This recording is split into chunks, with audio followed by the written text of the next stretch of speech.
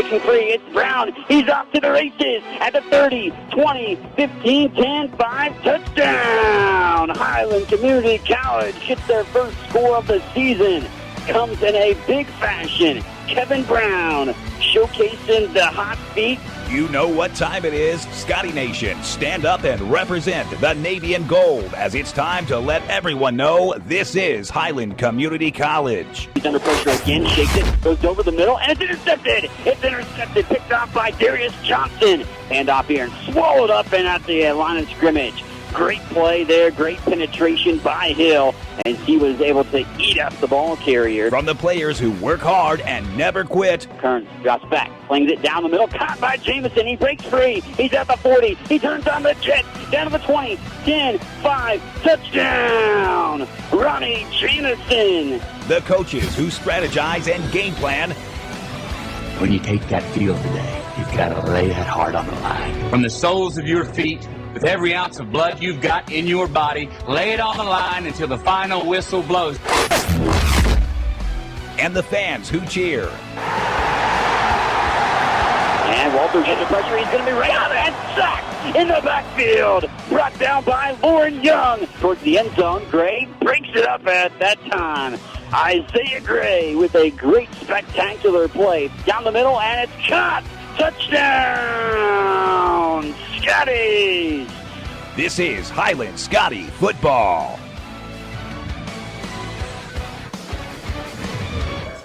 After a big-time Week 1 victory on the road against Dodge City, the Highland Community College Scotties are at home for the first time in the 2017 college football season. And they take on a tough opponent, a team that won the national championship last year, the defending in a NJCAA National Champion, Garden City Broncbusters. They rank third in the country. Broncbusters are 1-0, just like the Scotties headed into this showdown. Mike Smith alongside with you here for the action on the Scotties Sports Network, streaming worldwide at ScottiesAthletics.com. We get ready for the showdown tonight between these two teams. Highland receiving votes to start the season, but go and dispatch the 15th ranked team in Dodge City last week and open up the season with that 26-21 come from behind victory at that and open up the season in impressive fashion. You can see some of my game notes online on the Highland Athletic Twitter account as we prepare for tonight's matchup, or this afternoon. We saw that Garden City won this matchup last year 13-7, a matchup that Highland thinks that they could have had in their grasp, as some special teams didn't really have opportunities to kick field goals and such last year with any kickers, and they didn't attempt one. Well, that has been remedied just in 1 week, as they have the reigning Jayhawk Conference Special Teams Player of the Week in William Solomon, who was 2 for 2 for field goals last week in the win against Dodge City, and it had 2 fourth-quarter stallouts in the red zone, did the Scotties last year against Garden City on the road, and ultimately had an opportunity to maybe perhaps come out victorious in that showdown. But we'll see if they can get a little retribution this time around. Highland only does have 5 wins all-time against the Broncbusters. Last win for the Scotties was 2013, a 3-point victory. The Scotties earned their first ever Jayhawk Conference playoff appearance that season. Well, that big win against Garden City definitely helped aid the cause to get to that playoff appearance as well. The last 4 games between these two have been decided by 8 points or less, 5 of the last 7 by single figures, and also all 7 of those were decided by 2 scores or less. So needless to say, we can expect perhaps a tight ball game. As Garden City, you look at them, they opened up the season by walloping Ellsworth Community College, but it didn't actually come as easy as that final score might indicate. 31-7 victory for Garden City in week 1. It was actually only 8-7 at halftime. Garden City just led by 1 at that juncture. They put it on in the second half and scored the rest of their points to cruise to the victory. Highland had to come from behind, of course, getting down a couple of scores early on, 12-0, but the guys showed some great wherewithal to ultimately fight back. The defense played exceptionally well last week, and speaking of the defense, one only change to the starting lineup for today for Highland. No Rico Hanna for the action, of course, called for targeting last week, so Hanna is is automatically suspended for this week, unfortunately. That takes a playmaker out of the lineup in that capacity. But Noah Span stepped in at linebacker last week, and Noah will be the starter in Hannah's position this week as well. So interesting, thing how that unfolds, but we'll see what can unfold for these two here today. I was able to chat with head coach Aaron Arnold earlier this week as well, and we'll hear from him in just a moment as we get prepared for the action between Highland and Garden City for this contest. So let's hear from Coach Arnold right now, and he'll be able to tell you about this contest and look back to last week too against Dodge City.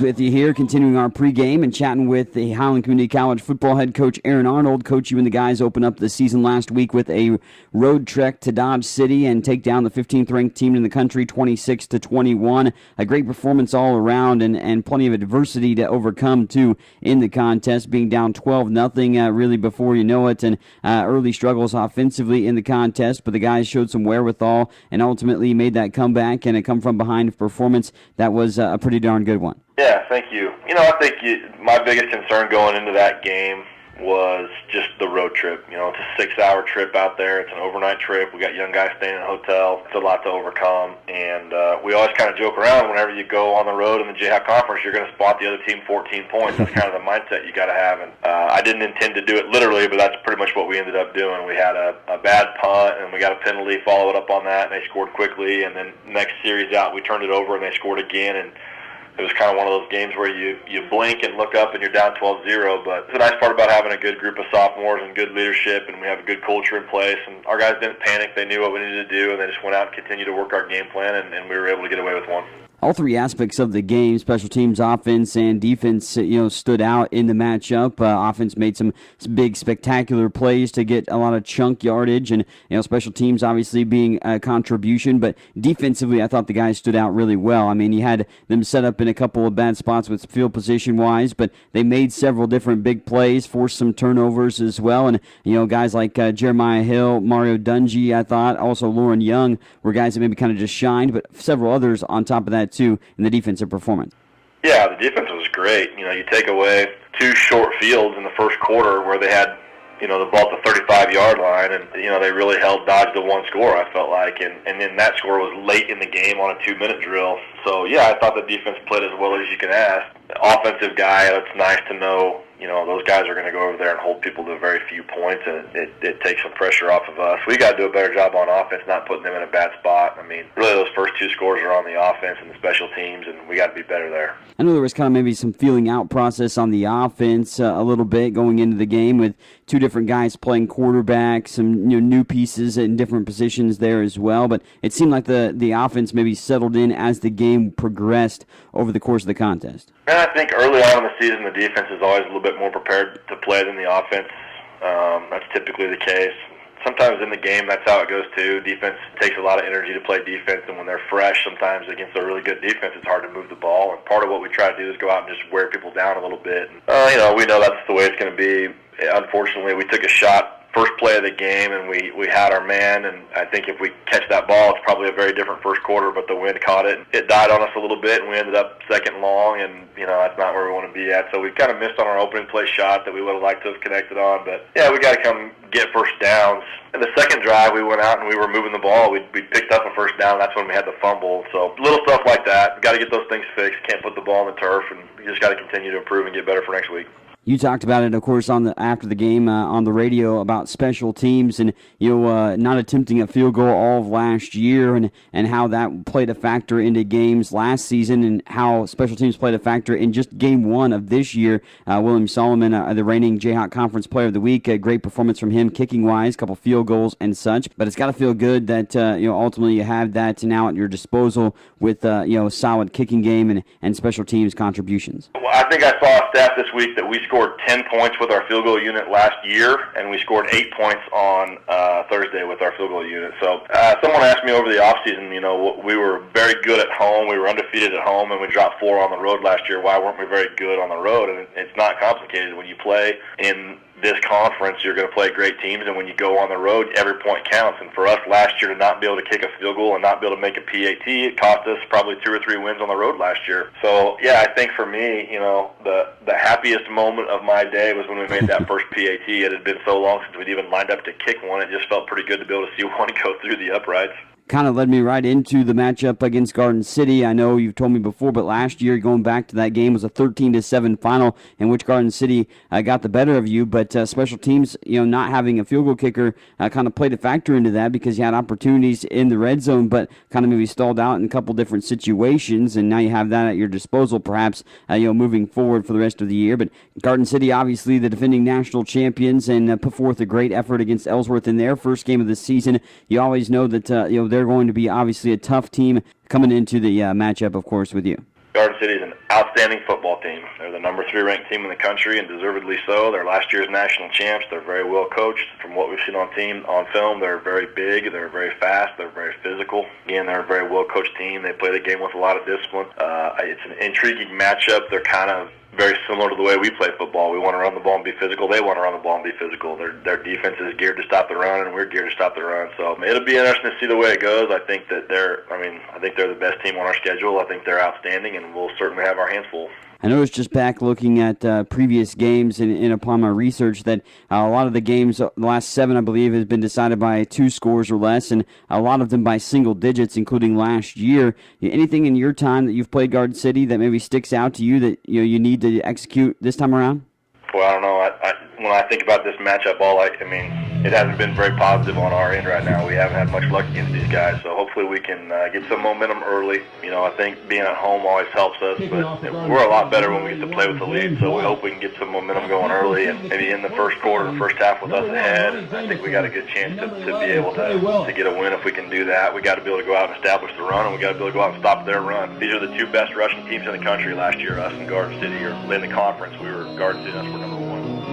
Set and ready to put this one end over end. Highland Community College will receive the opening kickoff. Mike Smith with you here on the Scotties Sports Network as we get into the action. Week 2 of the college football season for both these teams who are 1-0. As this one is underway and will be bouncing around and out of bounds, as that was let bear to go trickle out of bounds by Trey Willis. Penalty flag comes flying in with the out of bounds kickoff, and Highland Community College will be in business offensively.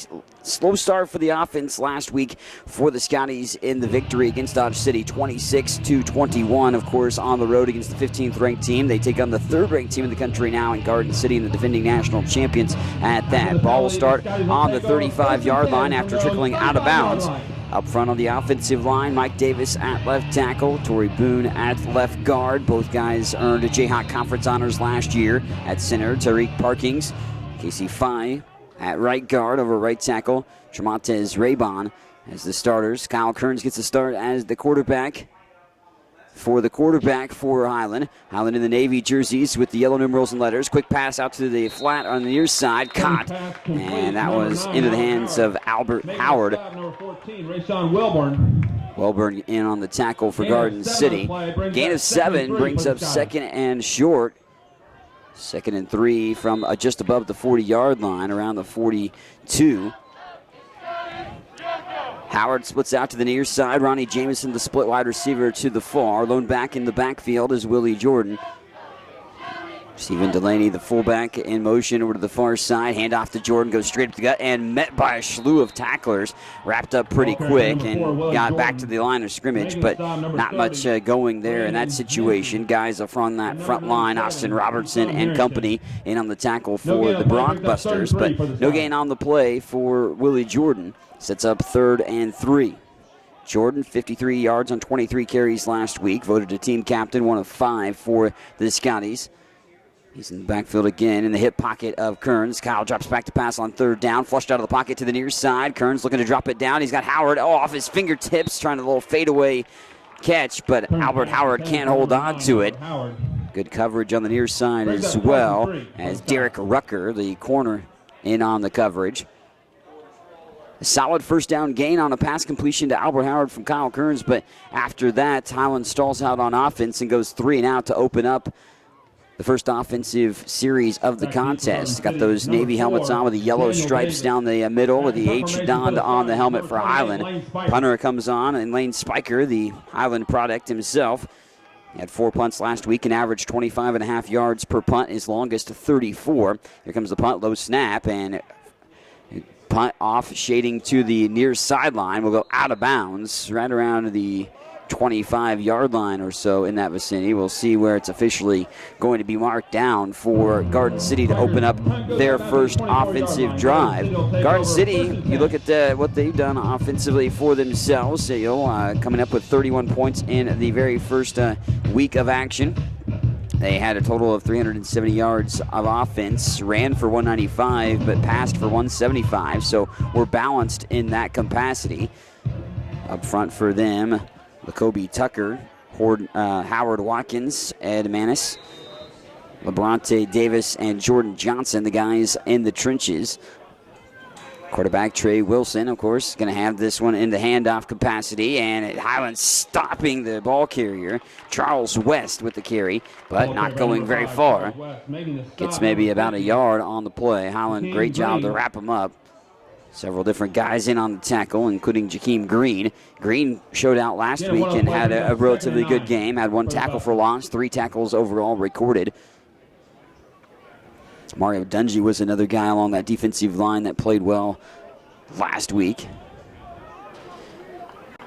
Second down and 9, 13-35 and counting here in the first quarter of action. Garden City's first opportunity. Willis keeps the quarterback keeper, lunges forward, gets up into the second, third level of the defense, and gets close to the first down marker. Going to be about a yard shy.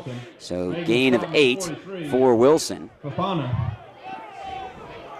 Amandu Fofana getting the tackle, bringing him down, but ultimately Wilson gets himself and his team in a third and short situation. Third down-wise, neither team was ultra-efficient there last week. 4 of 15 third downs for Garden City on just 27% conversion rate there. Both teams were pretty good on fourth down conversions last week, though, however, in the season opener. High snap and handoff, and lunges forward. Going to get the first down, 2-yard gain for Charles West.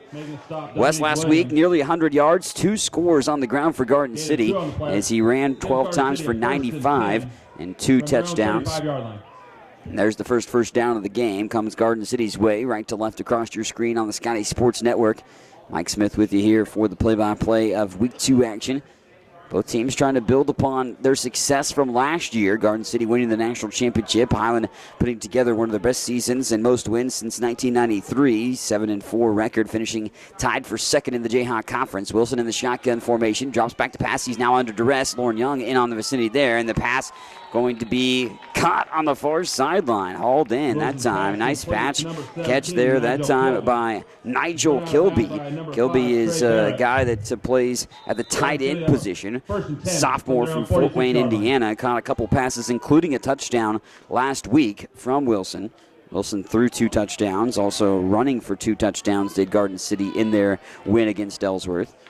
Receivers split out to each side. Lone back in the backfield is West alongside with the quarterback Wilson. Wilson in the shotgun. Hands this one off into the breadbasket of West. Wrapped up right there along the waist. It's Mario Dungy. Dungy from Mobile, Louisiana. Alabama, excuse me. Gain of 1 on the play brings up 2nd and 9 for the Bronxbusters. 6'3", 285-pounder freshman is Dungy. Had a couple tackles, but that doesn't indicate his presence felt last week against Dodge City along the line. I thought he was able to wreak some havoc in different situations overall. Kilby lined up in the on the tight formation, but he goes back in the backfield instead. Wilson looking to pass, goes across the middle and sails it over the top of the head of the intended target. And an incomplete pass. Daniel Davis, the intended target. Good coverage by Highland. Multiple guys in on that one, including Trey Barrett. Barrett had a big-time pass breakup right in the end zone for Dodge City, threatening to score before halftime last week. Barrett was able to get the pass breakup and deflection to get that. He had a couple of pass breaks up, 4 tackles for the safety. Isaiah Gray and Dominic Williams both returning at corner. Both had great games last week, too. Pass out into the flat, caught by Remy Simmons, and ball's loose. It's on the floor. Highland jumps on the pile. They think they got it. The sideline is celebrating. We have to wait and see the initial indication. And looks like right there that time it's going to be picked up by Garden City themselves. Couldn't hold on. 4th down it does bring up, so at least the Scotties will force the punting unit to come on. And back deep to try to field this one will be Isaiah Gray. Gray only returned 1 punt last week, but it was a big one. He returned it 44 yards, Isaiah did. And that 44-yard return on the punt return last week set up Highland on a scoring drive. So we'll see if he can maybe come to fruition here with another opportunity to do so. James Dahl, the guy that's going to send this a spiral out towards the 5-yard line on the far sideline. Gray's going to cut back towards the middle, get away from one guy, but then wrapped up relatively quickly, short of the 15. And 10:26 to go in the first quarter, still scoreless. Garden City garners the chains to move a couple times, but ultimately unable to produce anything. 6 plays, 22 yards covered for Garden City on that drive, but ultimately it ends in a punt. So both teams force a punt in the first offensive drive against each other. Here comes Highland's offense back on the field, but they've got plenty of green space to cover to try to visit pay dirt for the first time here today. They want to play with the lead here at home, get the fans, into this contest a little bit more. The Wake Forest transfer, Kyle Kearns in at quarterback again, the shotgun formation. Him and Tristan Spear both played last week. A little miscommunication between Kearns and the running back, Willie Jordan. Kearns turned the other way. Jordan went the opposite. They finally do put it into the hands of Jordan, who scurries his way ahead to the 15-yard line. A minimal gain of about 2 for Willie. 2nd down and about 8. Last week, Kevin Brown, he was the guy that posted the 100-plus yard rushing attack. Matter of fact, Highland has had a 100-yard rusher individually in 6 consecutive games dating back to last year. Jordan gets the handoff, bounces off in between the tackle and the guard on the left side of the line, and lunges forward for about a 5-yard gain up to the 20. And sets up 3rd down, manageable situation, about 3rd and 4. As we go to about 9:30 on the clock. First drive for Highland was a 3-and-out. They don't want to have that same situation come to fruition here. Only 4 of 13 converting 3rd downs last week. Jamison and Howard will split out to the near side. Jamison in the slot. Lone receiver over to the far side as well. Jordan in the hip pocket of Kearns on the right. In the backfield, fake the handoff, pass to the flat. Jamison caught it, but he's wrangled and wrapped up quickly. It'll be close to the first down. Based on the mark, it should be good enough for the chains to move as Jamison hauls in his first pass of the day. Gain of about 5, and the first down garnered by the Scotties. That's good for the Scotties. Ronnie Jamison committed to South Carolina, going back home. Of course, from Columbia, South Carolina. Jamison, a team captain, one of the key players back with great experience for the offense. Tight end tight to the near side. Kearns in the shotgun. Jordan in the backfield with him. To his right. Receiver split out to each side. Willie gets it, tries to bounce out of the near side. Bounces away from one guy, but a great open field tackle on the near side. Nice job by John J. Smith. The defensive back stepping in and taking down Jordan after just a minimal gain. Jordan, a heady runner. I mean, he got a heavy dosage last week, did Willie. Was with the program last year, so definitely doesn't have necessarily that learning curve to just jump into the fold. Is well familiar with what Highland wants to do is Willie Jordan. Howard splits out to the far side. Jamison to the near. And now they're going to have some movements on this one. Set up with 4 wide receivers to the near side, 1 in the back, and there's a penalty flag. Jamison is going to catch this, but ultimately be pushed down of bounds. Yellow came right as the snap happened, kind of really spoiling what Highland wanted to do. Garden City was on top of it, though, pretty quick. As Ronnie Jamison had no opportunity to do much and will actually lose yardage on the play, but I think they're going to lose yardage based on the penalty maybe in this scenario. Now they look over to Garden City's sideline and asking if they want to actually accept the penalty or not. So it would be taking the play if they wanted to not do that. Passing-wise, 6 of 14 for Kyle Kearns. That penalty's been declined. 3rd down. That penalty declined, so it would be 3rd down and it'd be loss on the play. Ball is moved back to inside the 20-yard line at the 17. And now down to a third down and third and quite a bit. 3rd and 17. 3rd and 17 overall to get to this first down. Open up the offense with twin receivers over to the far side. In the slot is Jamison. Kearns with one back in the backfield with him.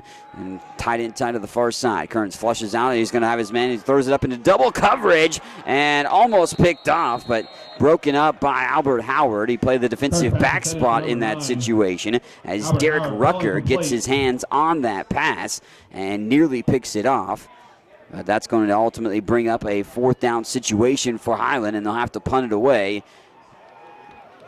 Penalty and really a negative play overall hurt them in that situation after getting their first downs of the contest. So both teams have a little bit of amount of a drive, but then stall that out in that situation. Highland not much yardage gained, though, overall in the contest because of the lost yardage on the play. Low snap again. Here's Spiker with no pressure getting this punt off. It's going to get close to midfield and actually take a Garden City bounce around and be downed around midfield. So good field position for Garden City to start off their second drive, but Highland's defense is going to have to try to step up yet again, and step up that they did last week. Jeremiah Hill, the sophomore from Georgia, 12 tackles last week, a honorable mention Jayhawk Conference player from last year that registered nearly around 80 tackles or so. He led the way and spearheaded that defensive performance by the Scotties last week. Kendrick Caddis also had 6 tackles at the linebacker spot. Noah Spann, like I said, stepped in for Rico Hanna, who was taken out of the ballgame via targeting and unable to play today due to the suspension, because in the Jayhawk Conference, the targeting gives you suspension for the rest of the game that you had it happen in, plus the next game after that. Wilson in the shotgun formation. West is the back. He hands it off to West, who bounces in between the offensive line and up ahead to around the 45. Ball is marked on officially the 49-yard line of the Scotties to start this drive, and they'll mark it at the 46 on the carry. So a 3-yard gain, that time by Charles West. West from Copel, Texas, 5'10", 200 pounds even. Jakeem Green in on the tackle. Amandu Fofana as well, finishing him off. Wilson's got 2 backs in the backfield. Directly behind him is West. Another back in his hip pocket to the right. West bounces a couple right away from a couple tackles and then ultimately brought down there by Fofana. Jeremiah Hill as well finishing him off. But again, West pinballing his way ahead and gets close to the 40-yard line. Sets up a 3rd and short. 2 yards to gain to move the chains. Garden City, 100-plus rusher in 8 straight games, including last week.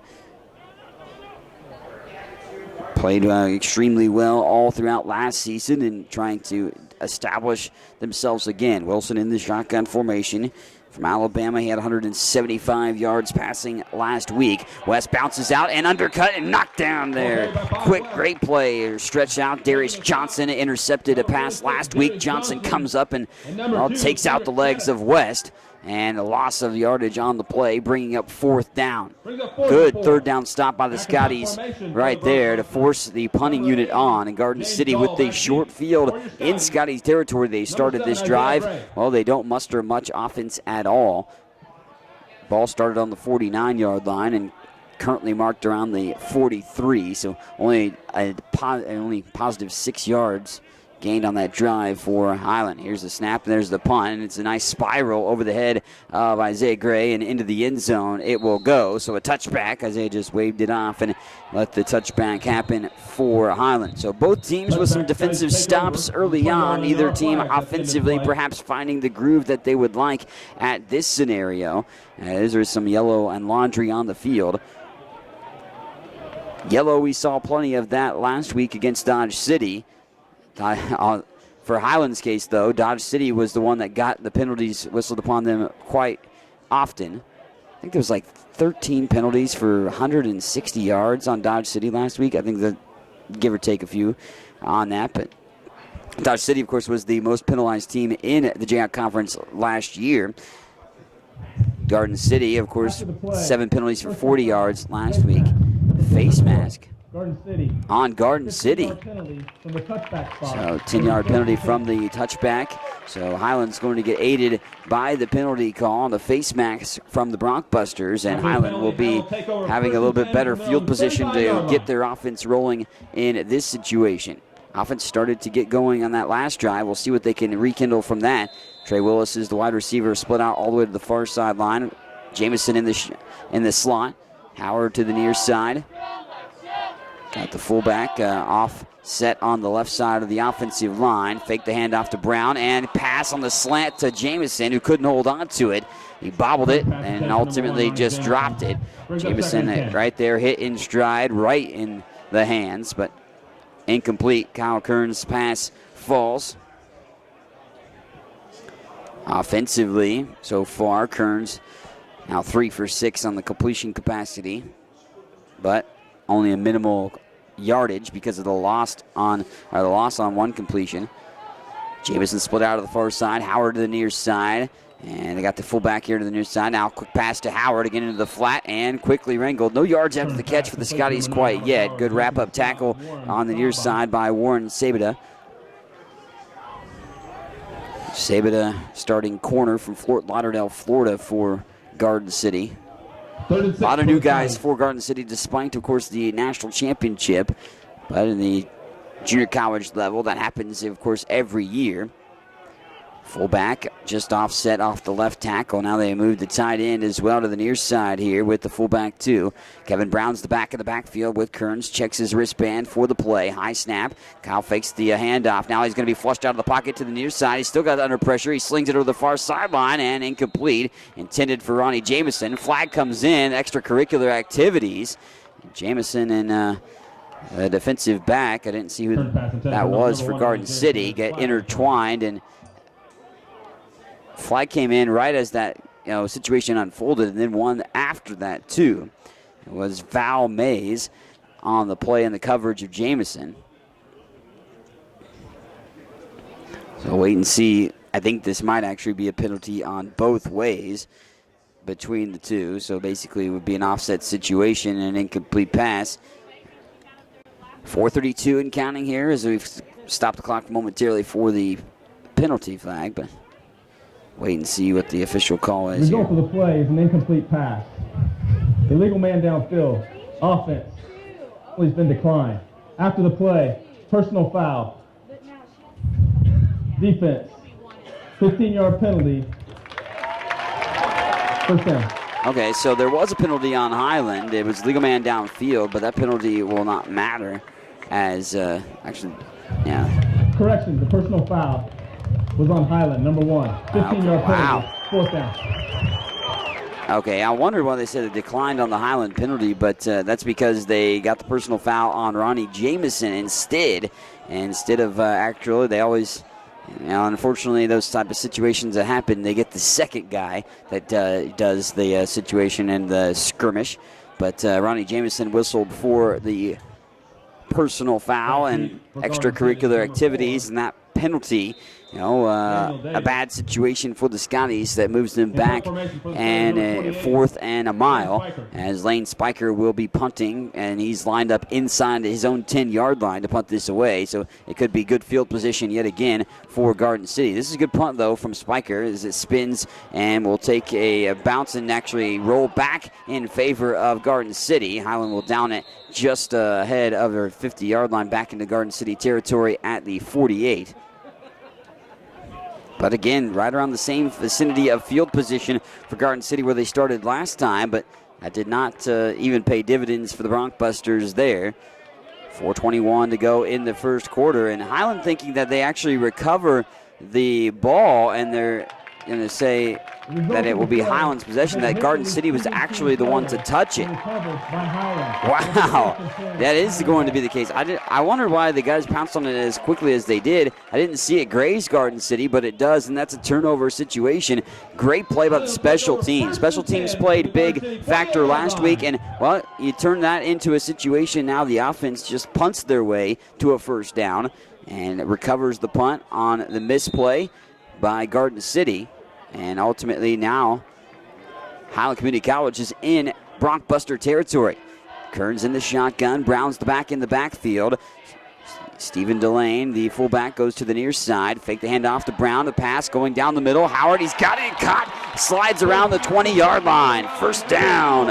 Albert Howard hires that one in, as Albert didn't have any catches in week 1, but a couple here today, and a big one at that. Albert Howard coming up with the pass reception to churn the Scotties ahead. Short of the 20-yard line, he slid down around the 22.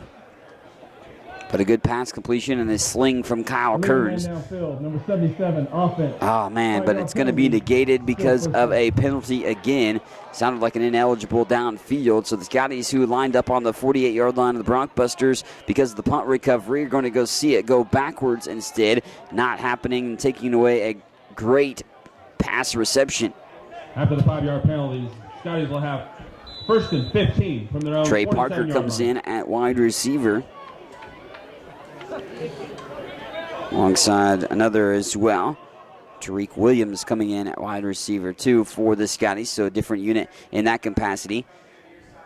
Eulogio or Tiago would be over to the near side on the tight end spot. Here's a nice little spin pirouette. Kevin Brown's got the head to get back to the original line of scrimmage, almost to the first down marker too. Of course, the lost yardage had to be gained, and then the ball going to be short of the 40-41 now.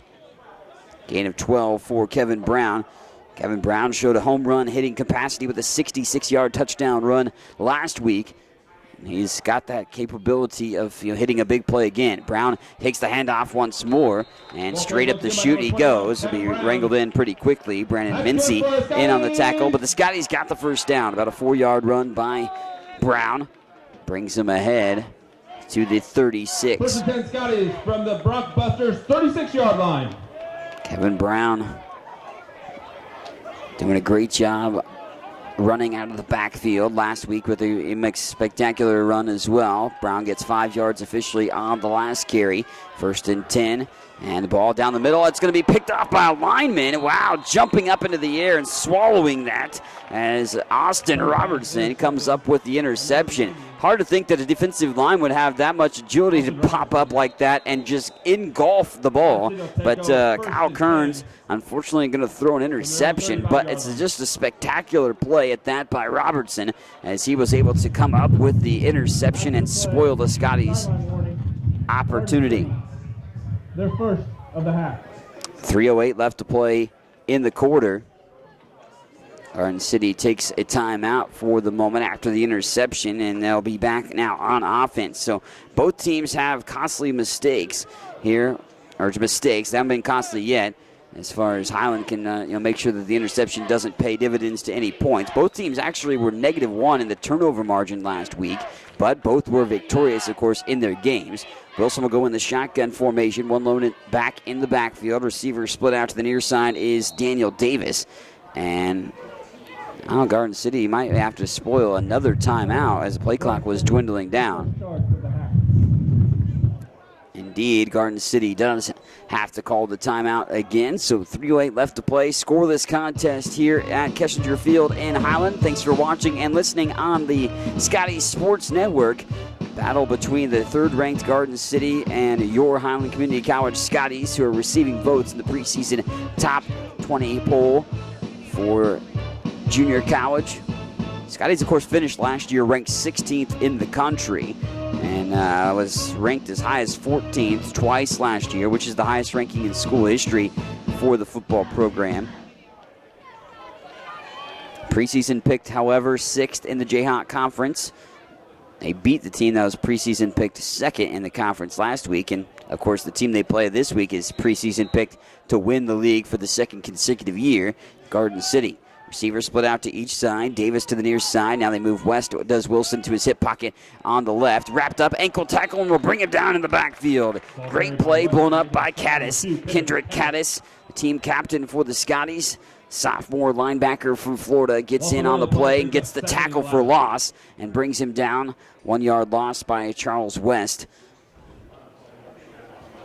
Caddis, grittiness player for the Scotties, and a team leader at that. Not only the team captain, but just overall a guy that has been able to make a lot of plays. Wilson rolling out the pass. He's going to drop back. He's slinging it down the field. It's going to be caught by the tight end, who's upended, but he gets that one, and he gets inside the 45-yard line, marked down around the 43. Kilby follows that one in. 2 catches last week for that gentleman. He's got a couple catches already, and Kilby catching that and hauling it in for the first down for Garden City to get into Scotty territory. Third time they've been able to accomplish that feat, really. The other 2 times, the Scotties kind of helped set them up on the starting positions of the drive. Kilby, the tight end, in the slot to the near side. Another receiver split out. Wilson with the quarterback keeper trying to stretch it out here. Gets away from Woodward, B tackler, and upended that time by Isaiah Gray, but not until Wilson gets 12 yards to 13 on the run. Another first down play. Ball up to the 31-yard line with 2 minutes and change to play in the first quarter. Garden City's best offensive drive of the contest right now as Wilson gets 12 yards officially on the carry. Isaiah Gray again bringing him down, but had an opportunity to get that play in the backfield, did Trey Barrett, but unable to finish that play off. Wilson in the shotgun, moves west to his hip pocket on the left. Little triangle tight to the formation on the receiving capacity of the far side. Flushed out of the pocket. Wilson now going to just pull it down and run and get inside the 30-yard line. Maybe a gain of about 2. But minimal gain there. Good pressure coming in and bearing down by Jakeem Green. Green right on the back of Wilson, but Wilson able to elude him. They give him 1 yard, so 2nd and 9. Ball marked on the 30. Garden City right to left across your screen on the Scotty Sports Network. Mike Smith alongside with you here for the action. Twin receivers to the near side. Daniel Davis split out along with Remy Simmons. One receiver over to the far side. Wilson looking to pass. He's going to go down the middle, off the hand. Ooh, big hit, man. Davis took a lick, and then the penalty flag comes flying in. Wow. Wilson pass intended for number 4. If this, there's a flag on the play. Wow, that's just going to be on Trey Barrett, and I really hope it's not a targeting call because we saw that happen last week twice, one on each team, and may have seemed to be a sort of an emphasis there, but penalty flags come flying in, referees conversing on the situation, and we'll get the call, see how it unfolds. But the pass was not necessarily targeting. Number 5, defense, 15-yard penalty, automatic first down. Number 5 has been disqualified. Wow, so Trey Barrett did indeed get the targeting call whistled upon him, and for the second consecutive week, Highland defensive player gets a targeting call whistled on him. And for Trey, unfortunately, just a bad turn of events, and he will not only be disqualified for the rest of this ball game, but the next contest too. Rico Hanna already taken away from the Scotties defense because of a targeting call last week, so he can't play this week. So 1st and 10 with 1:21 to play in the first quarter, and Garden City with the best scoring opportunity of anything for either way. They're in the red zone on the 15-yard line. Red zone offense opportunities for themselves. We're 3 of 5, 2 touchdowns and 1 field goal last week. Wilson will go in the shotgun. West is the back in the backfield. Fullback now moves over to the right side of the formation, just off the line. Twin receivers to the near side. Wilson, 2-step drop, quickly passing. He throws it behind his intended target, who wasn't even expecting it, looked like. Gant, who caught a touchdown on 2 receptions last week, but an incomplete pass sets up 2nd and 10 with 1:18 to play in the second. So Barrett disqualified from the ball game on that targeting penalty, and because of that, ball moving up to the 15-yard line. 15-yard penalty, but also the disqualification of the sophomore safety. Wilson again the shotgun, hands this off to West, who goes straight up the gut and quickly met and wrapped up relatively fast. Multiple guys in on there, but again, it is Mose Hall. So Hall getting in on the tackle. Jakeem Green as well up there in the vicinity. Gain of 2 brings up 3rd and 8. Lauren Young comes in. Lauren had a sack last week against Dodge City. Play like that would be huge at this point. 3rd and long, 3rd and about 8. Wilson in the shotgun, 2 backs in the backfield. They hand it off to West. Stutter step. He's going to get close to the first down. Churning ahead, churning, and all the way down to the 5, close to the chains. I think these sticks are on the, farther side of the first down 5-yard marker. They actually mark it back short of the 5 at the 6, so definitely he's not going to have the first down. And 4th and 1 situation. Now, look back to last week, 5 for 6 on 4th down conversions for the Broncbusters. We'll see what they want to do here, or do you take the points on the road? We'll see the clock, though, dwindle down for the end of the first quarter, and we'll see and learn what Garden City wants to do with their best scoring opportunity of the game. Scotty's trying to stop them from getting points on the board. 1 quarter in the books. No score here at Kessinger Field between the Highland Community College Scotties and the 3rd-ranked Garden City Broncbusters. You're watching and listening on the Scotty Sports Network.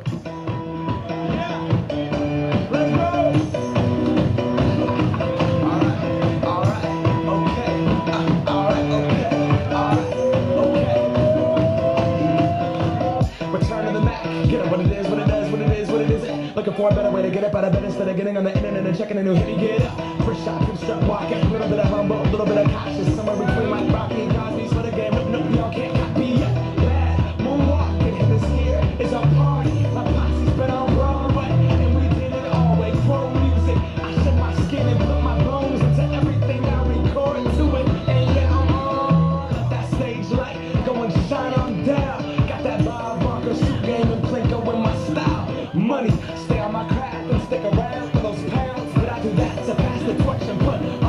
Highland Community College would like to welcome our football alumni to today's home opener.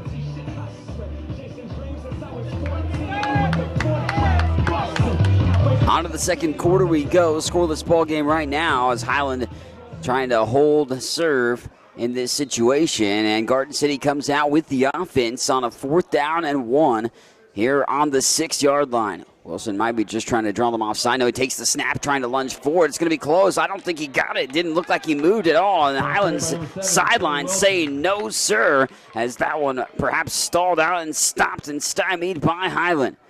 Get the official call, and they may have to break out the measurements depending on the spot. As Wilson tried to lunge forward, the offensive line trying to penetrate, but the defensive line, it was a stone wall and stood up. The Scotties defense celebrating once again, and a wave, and it's going to be a stop on 4th down. Huge play in the red zone. The Scotties create a stone wall and force Wilson to not get the first down for Garden City, and a turnover on downs in the red zone. Proves to be ultra crucial for the Scotties.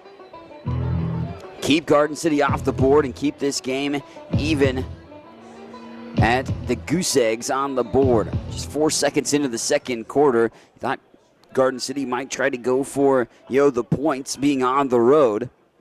Special teams wise, they were 1 for 1 on the field goal attempts last week. Hand off to Willie Jordan, goes low and tries to lunge through from the center and on the right guard or left guard spot. Lunges forward for about a 2-yard gain. Making a stop, number 90. So 2nd and 8 approximately for Willie Jordan and the Highlands Scotties offense. Highland's got a lot of ground, though, to cover here in this scenario, but the defense comes up with a huge stop to keep this game scoreless. And Kern's going to hand it off again as Jordan bounces off tackle, takes a big lick, wrapped up around the ankles that time, though, and ultimately brought down because of the tackle from Brandon Mincy, the linebacker. Jordan with another 3-yard gain, just churning out yardage, but they're going to need a 3rd down conversion right now here. The ball marked around the 11. 14 minutes to go before halftime here at Kessinger Field. Split out twin receivers to the far side. Trey Willis to the near side. Willie Jordan's the back in the backfield with quarterback Kyle Kearns. Kearns double clutches, and he's got his man, but off the hands of the intended target, Ariquan Price, who caught a touchdown last week on his only reception. The tight end cannot hold on. For number 85, Price. And it'll be a 3-and-out situation, and Lane Spiker will be punting basically from his end zone. So Garden City should have some good field position out of this situation. But Highland's defense is what made that opportunity to stall for Garden City to keep the Gooseheads on the board. Highland, unfortunately, unable to move the ball offensively, though. Just mustering around 5 yards on that offensive series. Punting from his own end zone is Spiker, and this is a pretty good punt. It's a good spiral, fair caught around the 42. Bobbled for the moment, and a little extracurriculars shoving. Nothing malicious stint on the end of that play, but pretty good field position for Garden City. They coughed it up and couldn't convert on 4th down inside the red zone last time they had it. Highland needs a good stop right here as well to make sure it stays a scoreless contest. Highland's offense is sputtered at this point. If you just take a quick look at the first down conversions, it's pretty even. 5 for Garden City to 3 first downs for Highland, but 31 yards rushing for Highland, 38 for Garden City. So far, passing yardage, though, for the Scotties only 6, 33 for Garden City at this point. So relatively even in all that capacity. Both teams basically have turned the ball over once in this game. And hand off to Charles West. He'll be wrapped up by Lauren Young and company as the rest of the guys come and flush that one down. Gain of about 3 as he lunged forward ahead.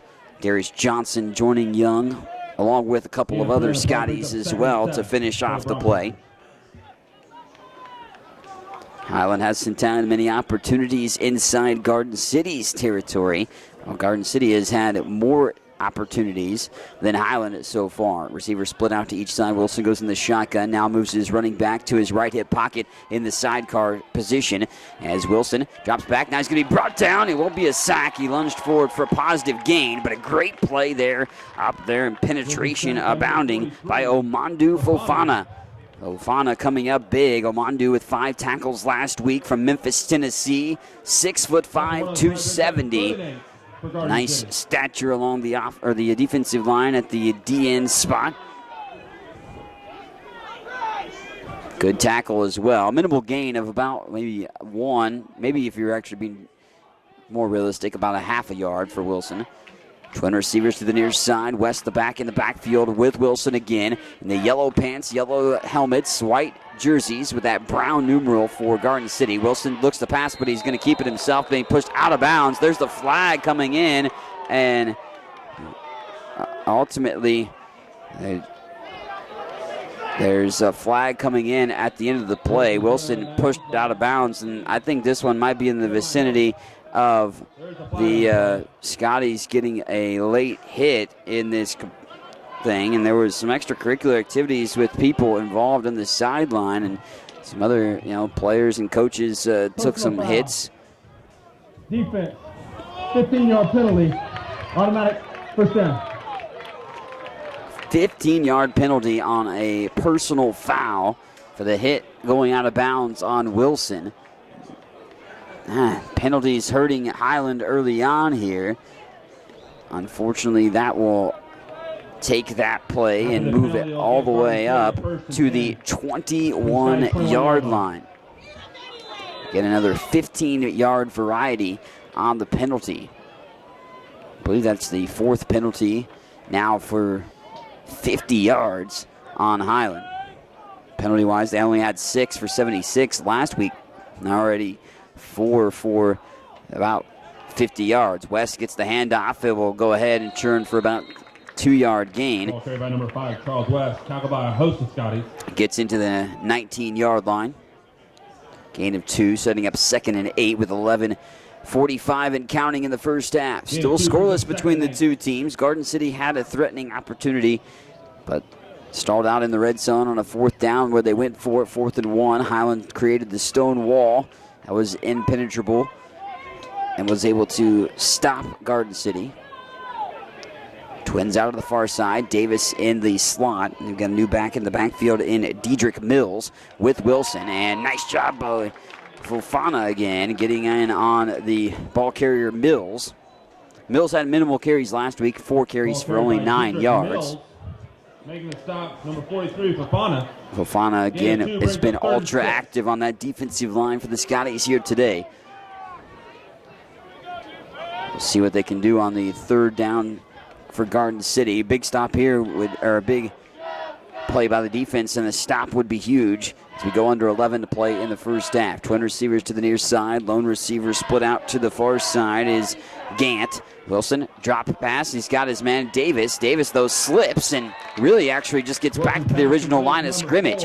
Great play by the Scotties as Jeremiah Hill in there to bring down Davis. And now fourth down situation comes in, and looks like special teams unit going to come in as well. Try to kick this field goal. James Dom White. 28-yard field goal last week. 35 yards, almost right down the middle. This one here. So first points could be had. Is blocked there by the Scotties. It's going to be picked up and returned. Here comes Dominic Williams. He's at the 40-yard line, on the sideline, down to the 20, 15, 10, 5. Touchdown, Scotties!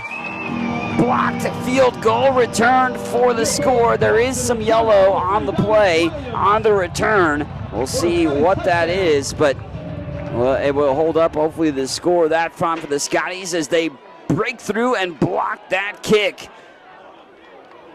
Rejected on the field goal opportunity.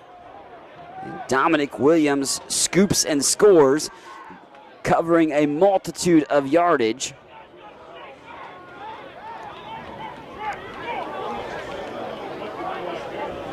Nearly 80 yards covered by Williams. And a penalty foul. Result of the play is a touchdown. Sideline interference. Highland, the 5-yard penalty will be will now attempt. So there is actually a penalty on Highland. It was sideline interference, they say. It will be assessed at a later situation on the, of course, kickoff. William Sullivan, the reigning Jayhawk Conference Player of the Week on the special teams capacity. William comes in to put this one in motion as far as PAT, point after. Well, it's 2 for 3 in that capacity. He did have one blocked, but a great play overall, and Highland will get on the board, and that is actually partially blocked as well. So no good on the extra point, but 6 is on the board, and Highland's up first. A blocked field goal returned for a touchdown by Dominic Williams, and ultimately it leads to a 6-0 start for Highland Community College. Great play all around by Highland as they were able to break that up on the field goal opportunity and get that to go into the end zone. Covered again by Dominic Williams. Ran back 82 yards officially in this game, and the score is good. Kick attempt again, no good. So ultimately a 6-0 lead with just under 10 minutes left to play in the first half. So first score comes in a special teams capacity. After Garden City had been threatening and tried to score twice, they come up empty in 2 red zone opportunities.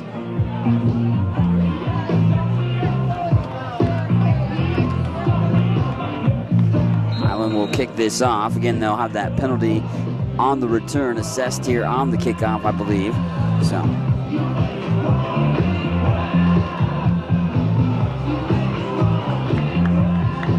6-0, and Highland up on Garden City, the 3rd-ranked team in the country.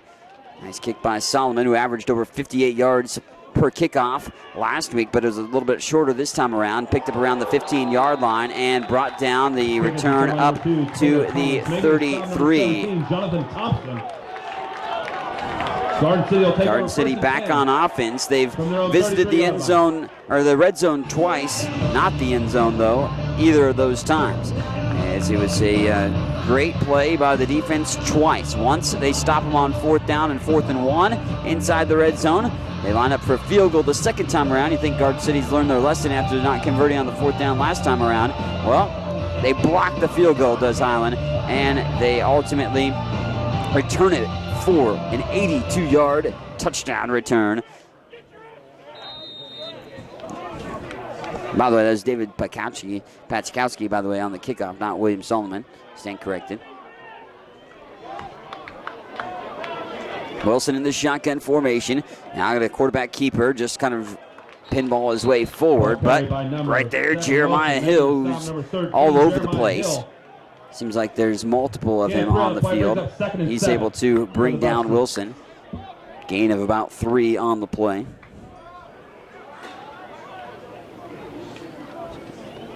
Six to nothing Highland. 9:20 and counting here in the first half. At halftime, we'll break down the statistics from the first half of the action and look towards the second half as well. Take a little break as well. They'll honor the alumni as well here too. Charles West with a good run, but he's stuck right there. A great play just to come up and hit him right head on. Javon Jones coming in, and another yellow comes out. Scotties have seen too much of the color yellow in this contest to their liking. 5 penalties for 56 yards right now on whistled upon Highland. And we'll wait and see what this one is. Get the official call from the referee in a moment, but it looks like it actually might be moving guards. Unsportsmanlike conduct, number 5, offense. 15-yard penalty, 3rd down. Actually, unsportsmanlike conduct on Garden City. Charles West whistled for that penalty. And so that moves Garden City back, and they will be back on the just inside the 25-yard line. So 3rd and very long with 9:06 to play here in the first half. And a 6-0 lead for Highland Community College. 3rd and 18 officially after the penalties marked off. And Garden City and Highland, last 7 matchups between the two teams been decided by 2 scores or less. Last 4 games decided by 8 points or less.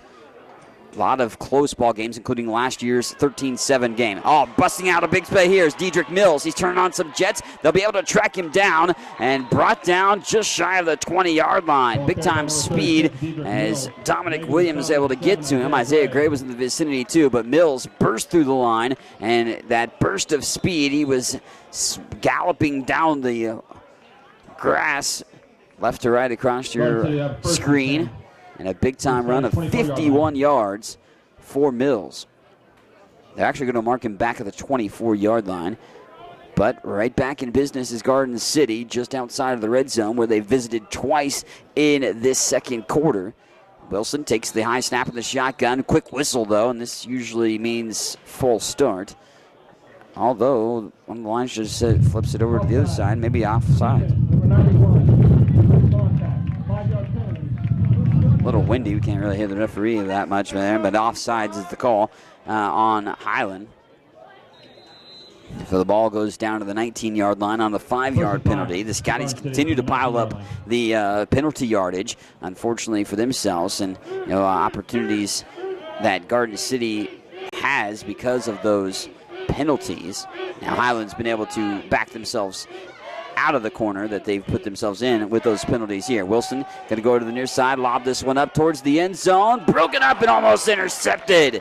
Wow, what a great pass breakup that time and almost picked off. Scotties had multiple guys in on coverage. Broke up in that backfield situation. Great play around. The Scotties deny the touchdown potential. That play was going towards Jordan Johnson, who lined up as an eligible, is listed as an offensive lineman, but lined up as a tight end on that last play, by the way. Mills gets the handoff, and he stood up at the line of scrimmage, going nowhere. Multiple guys in on the finish. Jakeem Green alongside with Mario Dungy, bringing down Mills relatively quick. 3rd down, 7:35 to go. Ball on the 20, and timeout called by Garden City. So Garden City wants to corral the troops yet again as they're right on the red zone here, of course, with the 20-yard line. And they visited the red zone multiple times already in this ball game, but haven't been able to get into the end zone because great spectacular plays by the defense and special teams of Highland Community College. Highland, of course, stopping Garden City on a 4th and 1 on the 6-yard line. And Then ultimately, they set up for a field goal next time around in the visit to the red zone for Garden City and get nothing out of it because it's blocked and returned 82 yards by Dominic Williams for the touchdown. Scotties and Garden City facing off here in a highly anticipated contest in the Jayhawk Conference. Other games, by the way, going on today. Dodge City's at Iowa Central, Ellsworth at Coffeyville, Hutchinson at Iowa Western, and Independence at Fort Scott. Those games all going on today. Some of them actually started early. Dodge City at Iowa Central was a early kick at 11 o'clock. One Independence Fort Scott will start late. Wilson goes across the middle, and it's going to be caught by the tight end. Kilby is able to track that in, and it's close to a first down. Actually will be a first down as the chains will move. Noah Kilby caught another pass. Kilby's 6'8", 255 pounds. Pretty looming presence out there on the field. But Wilson goes straight in across the middle on that toss to the tight end. Garden City gets the 1st and 10 situation. They can get another first down before getting into the end zone as well. Mills back in at running back, gets the handoff, and he'll lunge forward for a minimal gain of 2 to 3 yards. Lauren Young and company on that line able to stop Mills' momentum. The ball does get to about to the 10. Officially, so 3 yards indeed on the carry.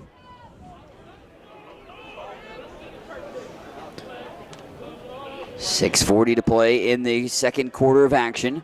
Halftime looming, and Highland with the 6-0 lead, but Garden City again in the red zone. Mills moves from the right hip pocket to the left for Wilson. Wilson looking to the right side, looking to the end zone, and sails it over the intended target's head, and Noah Kilby, or Nigel Kilby, excuse me. Kilby has been a guy that Wilson has looked to here so far in the game. The incomplete pass, it sailed over his head. Double coverage, too. So right now, Highland again has another opportunity. 3rd and 7. Ball from around the 10-yard line, just off the 10, closer towards the 11. Wilson in the shotgun, Mills in the backfield, twin receivers to the near side.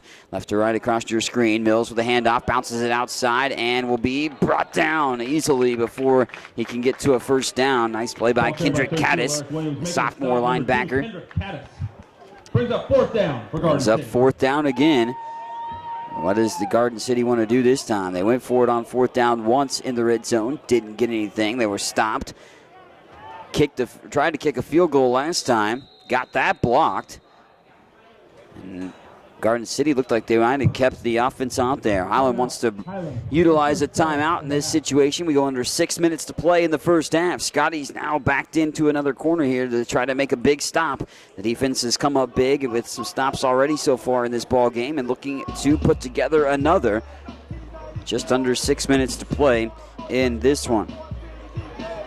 Garden City might be a little hesitant on going for a field goal because of what happened last time around with great penetration and a block, and then Dominic Williams scooping and scoring the blocked field goal, returning it 80-plus yards, and doing so with the opportunity to give Highland the lead. So ultimately a great play all around by the Scotties special teams.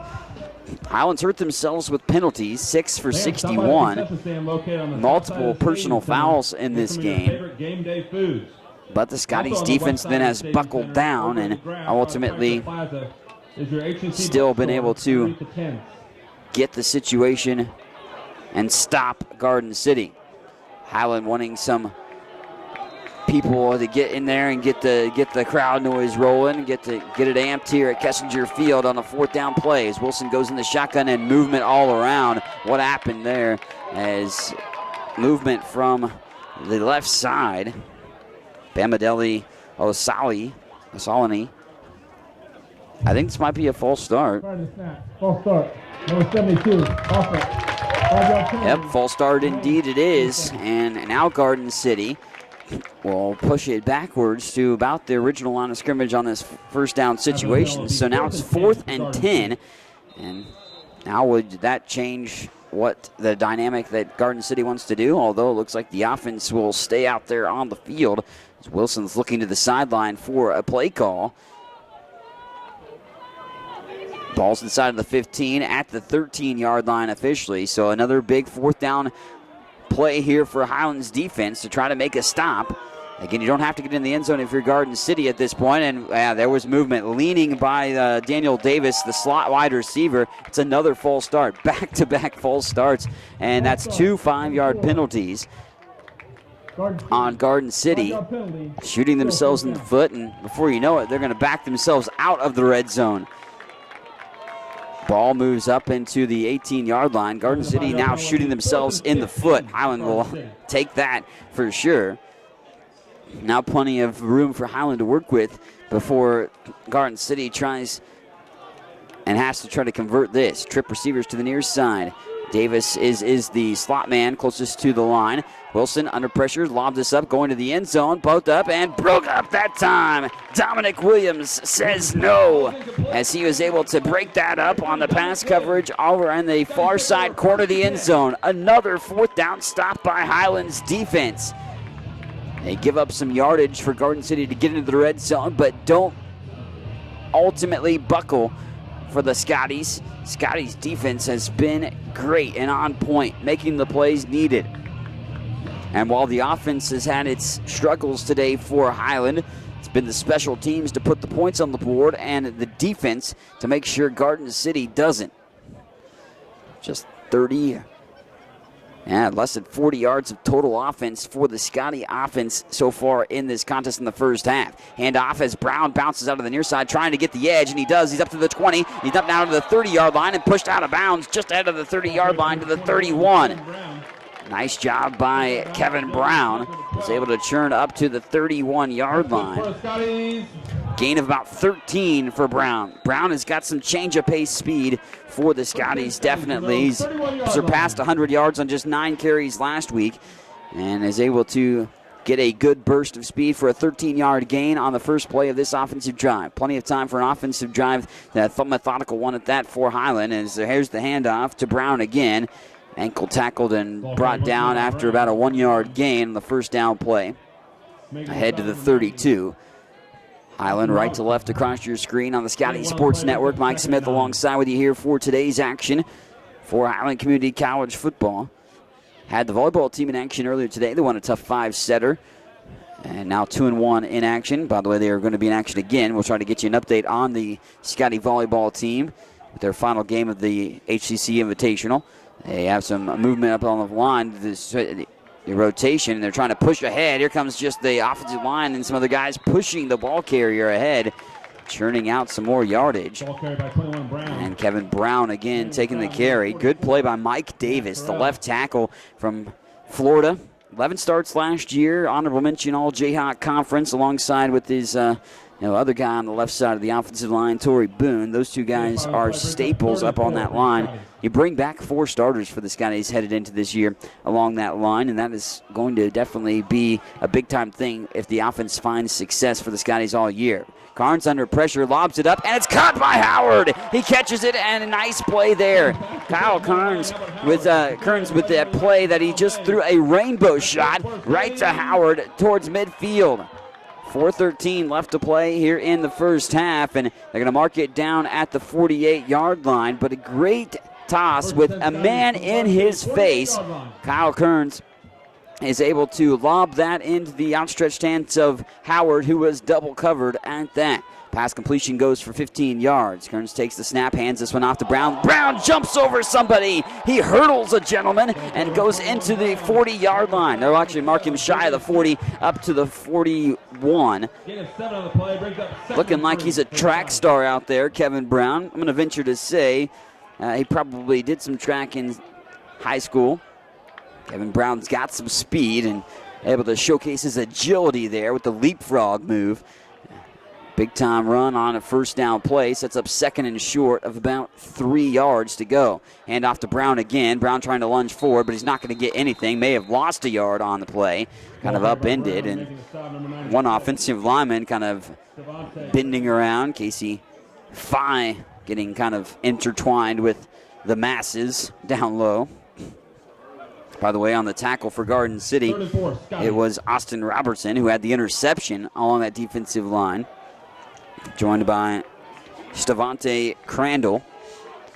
Jamison split wide receiver to the near side, one receiver over to the far side as well. Fullback and tight end move to the near side.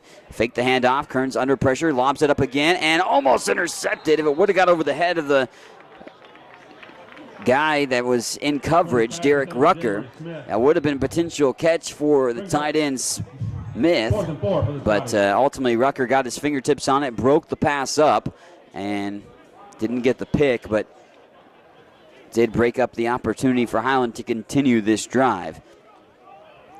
Scotties will try to pin Garden City deep in their own territory off this punt. 2:42 left to go before halftime. Scotties was able to churn out a little bit more of offensive yardage there on that last offensive drive. Spiker's punt straight down the chute and called for a fair catch right around the 15-yard line by Davis. Number 4, Daniel Davis, on their own 15-yard line. Garden City left to right across your screen, looking to, again, mount some offense, which they have been able to do. Now, Highland's been able to help them out with the penalty issues. As you look at the total offensive yardage so far in this ball game, 33 plays ran for Garden City for 145 total yards, 106 of that on the ground. For Highland, they've ran 25 plays, so 8 less plays, but have only gained 77 yards. A good chunk of that actually just coming on that last drive. First downs, Garden City has 8, Highland with just 5. Both teams have a turnover in this ball game. Garden City fumbled a punt, and Highland has thrown an interception. Diedrich Mills takes the handoff, goes off tackle on the left side, and bounces ahead of the 15 to the 16. Gain of 1. As the clock continues to churn. Approach 2:20 to go before halftime. They had opportunities, Highland has, to make some big plays, and that they have because they've been able to hold Garden City off the board, with Garden City having opportunities in the red zone multiple times. 3 times visits to the red zone, and Garden City comes up empty each time. Mills bounces it outside. He's going to be brought down short of the first down to gain. As Dominic Williams wraps up his ankles and brings him down after about an 8-yard gain. So 3rd and short, needing about 1 yard for Garden City, but the clock continues to churn. Garden City not playing with any urgency at this juncture to come to the end of the first half. 3rd and 1 with 1:30 to go. Garden City has Wilson in the shotgun. Twin receiver to the near side, tied in the slot. And one lone back in the backfield. It's Mills. He gets us in the flat, but he can't hold on to it. Pass is incomplete. Wilson's pass intended for number 30. They say it was a forward pass, not a lateral, so an incomplete pass at that. 1:20 to go here in the first half. With the incompletion, the clock does stop. So that will actually probably help Garden City in that scenario if they want to try to continue this here, but moot point because it's 4th down. And here's the question. If you're Garden City, you want to try to get something out of this, but they're actually going to go for it on 4th down in their own territory. Ball inside the 25-yard line. Wilson takes the snap, hands this off to Mills. Mills is going to get the first down, actually get more, spins away from a tackler and brought down there. Darius Johnson brings him down. And on the tackle, too, is Jakeem Green. But the ball does move its way up past the 30-yard line to about the 32, and a first down for Garden City. So we go down to a minute to play, 1:05 to be exact, and it continues to churn. Play clock churning away now, too, as Wilson goes in the shotgun. Twins to each side. The tight end is the slot man to the near side. That's Kilby. He's been a target for Wilson, and he is again. Pass at the feet of Kilby, and Isaiah Gray would have wrapped him up anyways. Even if he did catch that ball, he would have had a minimal gain. No yards after the catch in that scenario. Would have been a gain of about 4 or 5, but that's it. Incomplete pass stops the clock as well. 53 seconds to play in the first half. Highland with the big play on special teams, the blocked field goal, and the scoop and score by Williams. That allowed them to get on the board, the only points of the game. Wilson in the shotgun. Goes there, and he's now a little under pressure, and he's bouncing around. Goes down the middle, and it's ahead of the receiver. Davis was the intended target, in on coverage, Devon Johnson. Johnson almost getting a hand on it as well, but it sails over Davis's head. An incomplete pass. The clock dwindles down to 46 seconds, and it's 3rd and long. Garden City with the 3rd down situation here. They went for it on 4th down a little while ago and got converted upon it, so even if they get 4th down here, you probably think that they would do so again. Wilson in the shotgun calls for a man to go in motion. That's the fullback. He lines off the line on the left side. Here's a handoff to Mills. Mills is going to be hit in the backfield. He got away from one would-be tackler and then brought down. And it was Javon Jones finishing the play. But Washington, Jaquez Washington, I think was the guy that got a piece of him initially.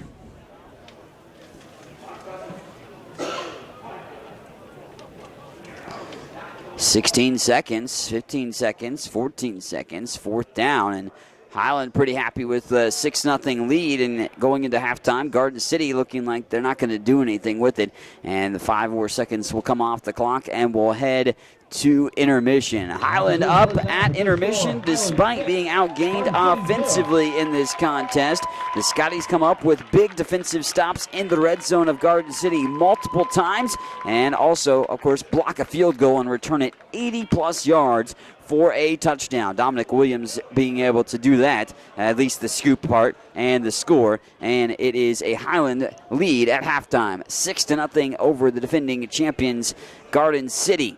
We'll take a quick break, and we'll come back to give you the stats here on the halftime show on the Scotties Sports Network.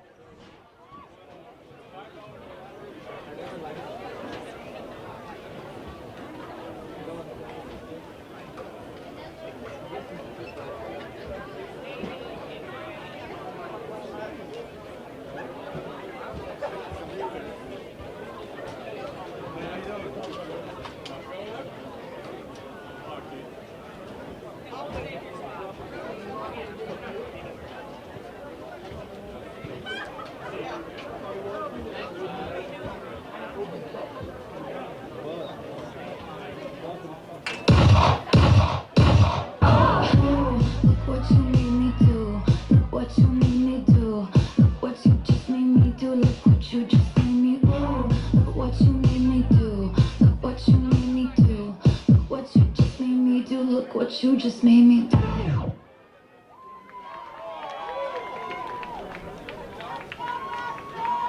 For your halftime entertainment, please welcome your HCC Classy Lassies performing to their 2017 team routine to Top 40s Mix.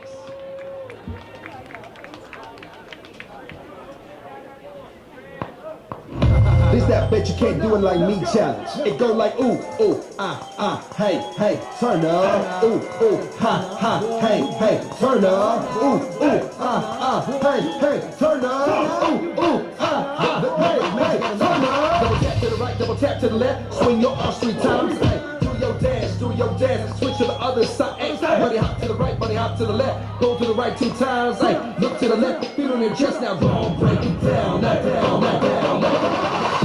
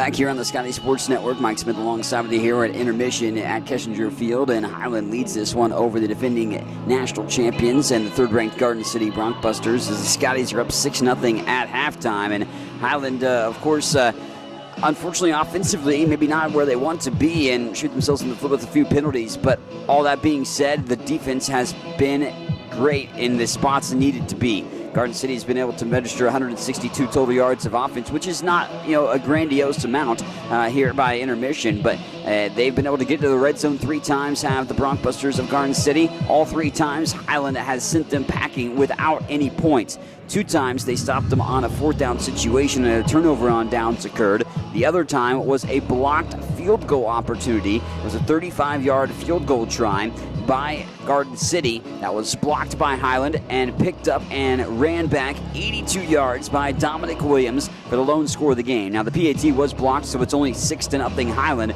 but we are here at halftime and Highland is in the lead at this juncture. So the Scotties looking to take down the defending national champions and set and put a statement together to open up the 2017 season. They've got another half to play, but they are on their way to perhaps a big-time victory. Some of the halftime statistics here for the Highland Community College Scotties: 5 first downs, 56 yards rushing to only 21 yards passing, as they have 25 plays ran for 77 total yards. That's a little over 3 yards per play so far in the contest. The Scotties do have 1 turnover in the game. That was an interception, a very athletic play by Austin Robertson, by the way, mind you, for the defense of Garden City. A defensive lineman intercepted that pass, by the way. The big other issue for Highland is 6 penalties for 61 yards, something they'll have to rein in the second half, and those penalties have been some personal foul penalties. One included a targeting call on safety Trey Barrett.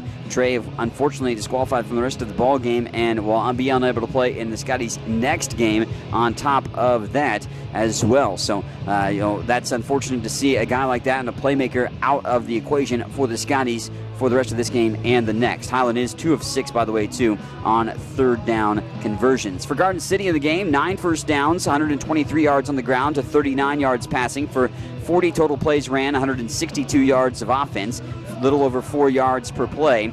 They do have 1 turnover themselves as well. They fumbled a punt and ultimately picked up by Highland in that scenario. 4 penalties for 40 yards for Garden City in this ball game.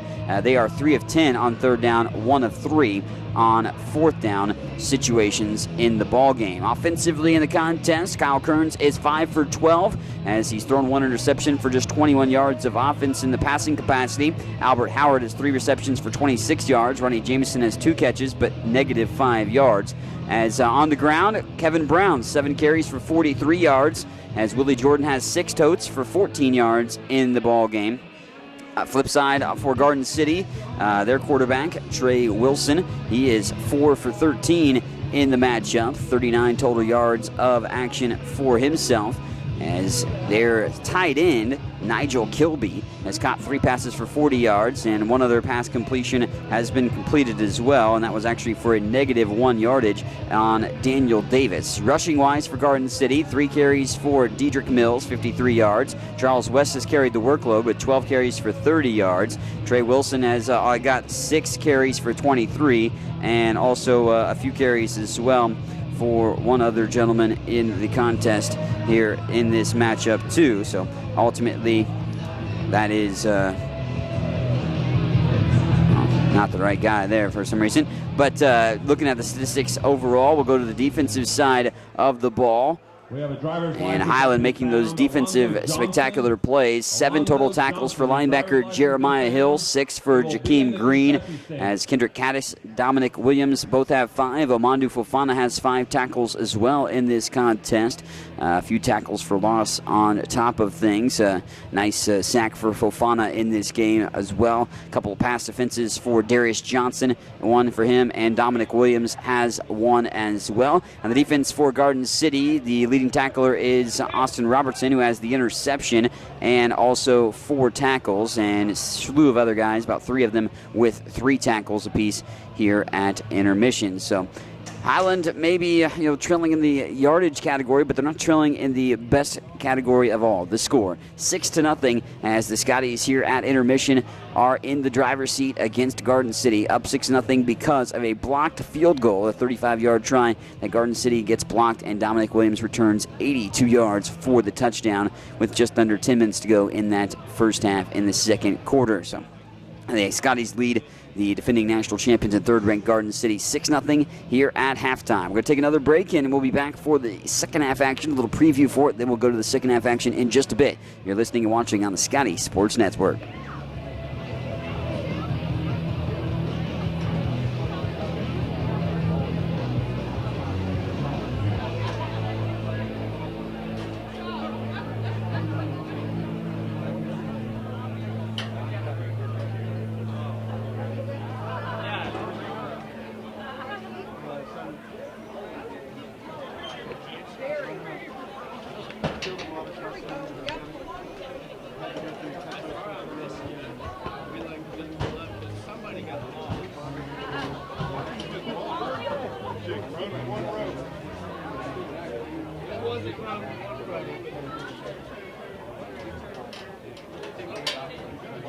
Highland Community College would like to welcome our football alumni to today's home opener.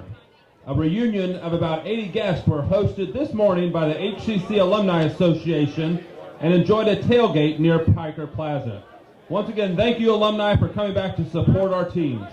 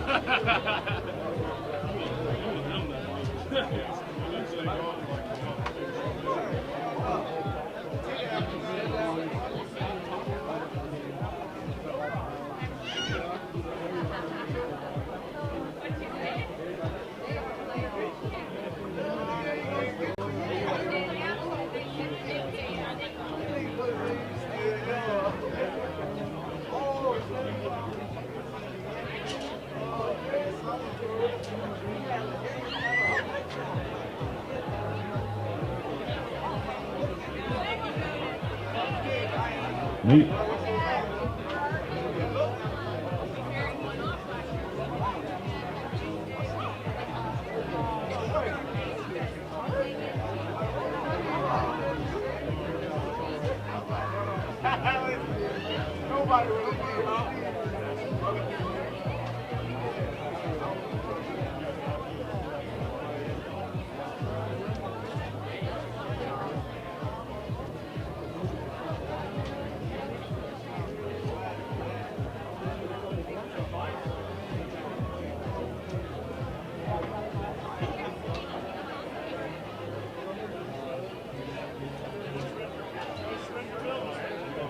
Fans, stop by the concession stand located on the south side of the Stadium Center to get some of your favorite game day foods.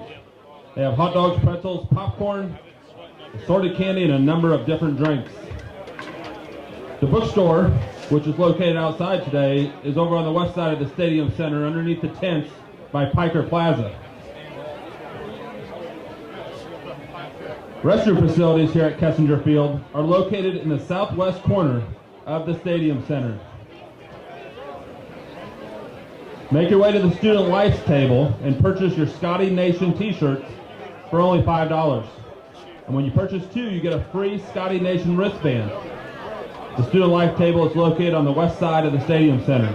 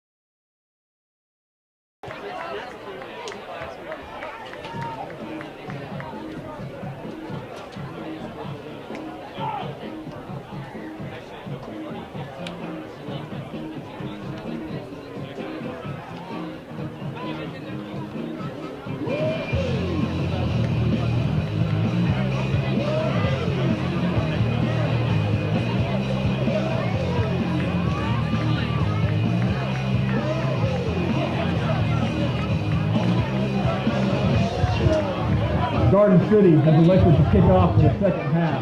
Highland will defend the west goal.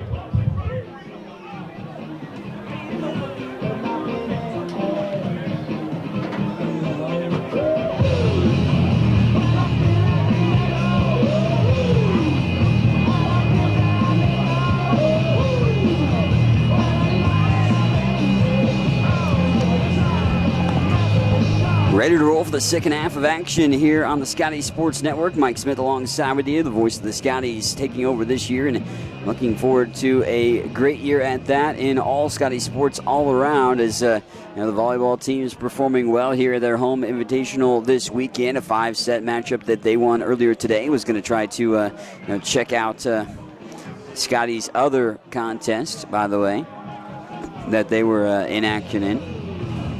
Maybe if we can give you an update on that one. I'm not sure they even actually have been able to get that rolling yet. But they have one more game in their annual HCC Invitational. But we're ready to put this one in motion for the second half and kick it away for the action. As we get rolling with Highland Community College leading Garden City. Number 7, Isaiah Gray.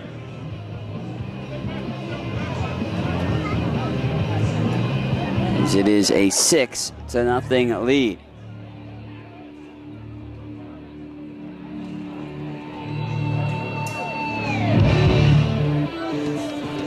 Garden City is actually won 28 times against Highland Community College, and Highland only 5 against Garden City. Last Scotty victory was 2013 against the Broncbusters, and that was the Scotty season when they first made the Jayhawk Conference playoffs for the first time.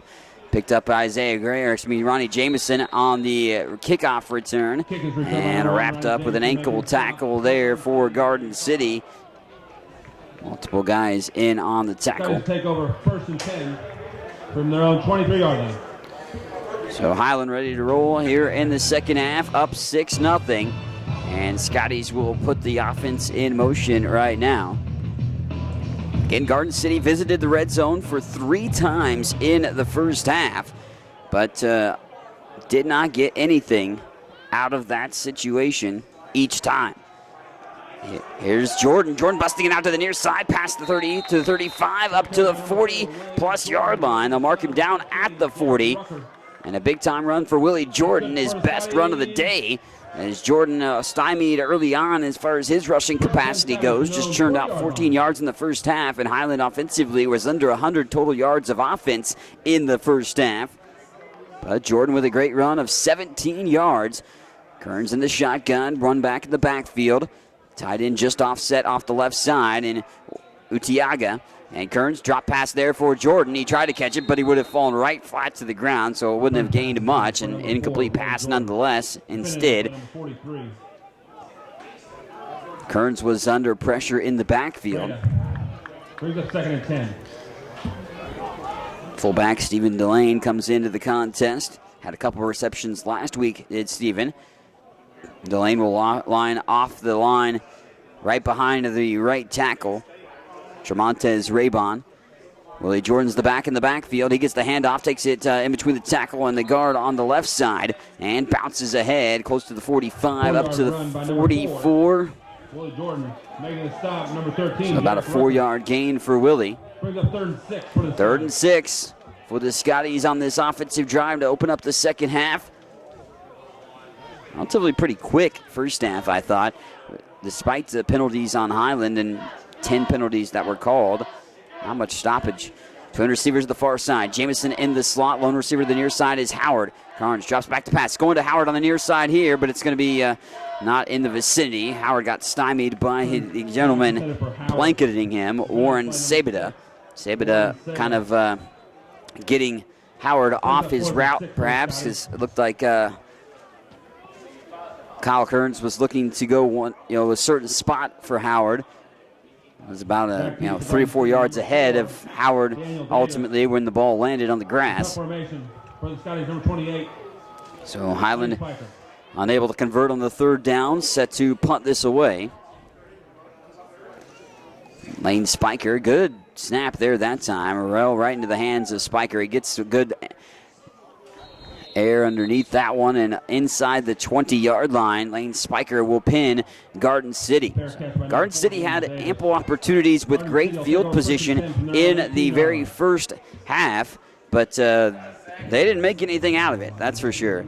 As they had opportunities that got into the red zone, as I've already talked about, but opportunities that were also just in Scotty territory overall, but they could not get anything in those situations to mount for drives either. Defensively, the Scotties have made great plays, and there's been a lot of guys abounding as far as plays go. Jakeem Green, Armando Fofana standing out as well, along with Jeremiah Hill. Here's the option pitch to the near side by West, and upended that time. Darius Johnson sends him up into the air, finished off by a couple other guys in on the tackle. Fofana in the vicinity. Also, Javon Jones around the ball, too. Jones playing a bit more and getting some more action and getting into the plays a little bit, too. No Trey Barrett. Darius Johnson playing a lot more, too, as a backup, but going in there because Barrett, of course, out of the ballgame on that targeting call.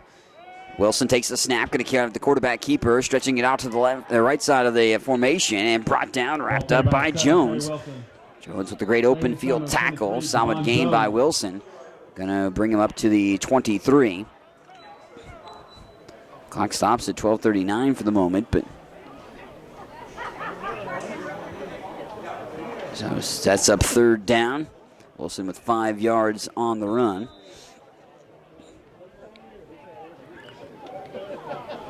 Third and 5 after the Wilson scamper. Designed quarterback run at that for the Alabama native.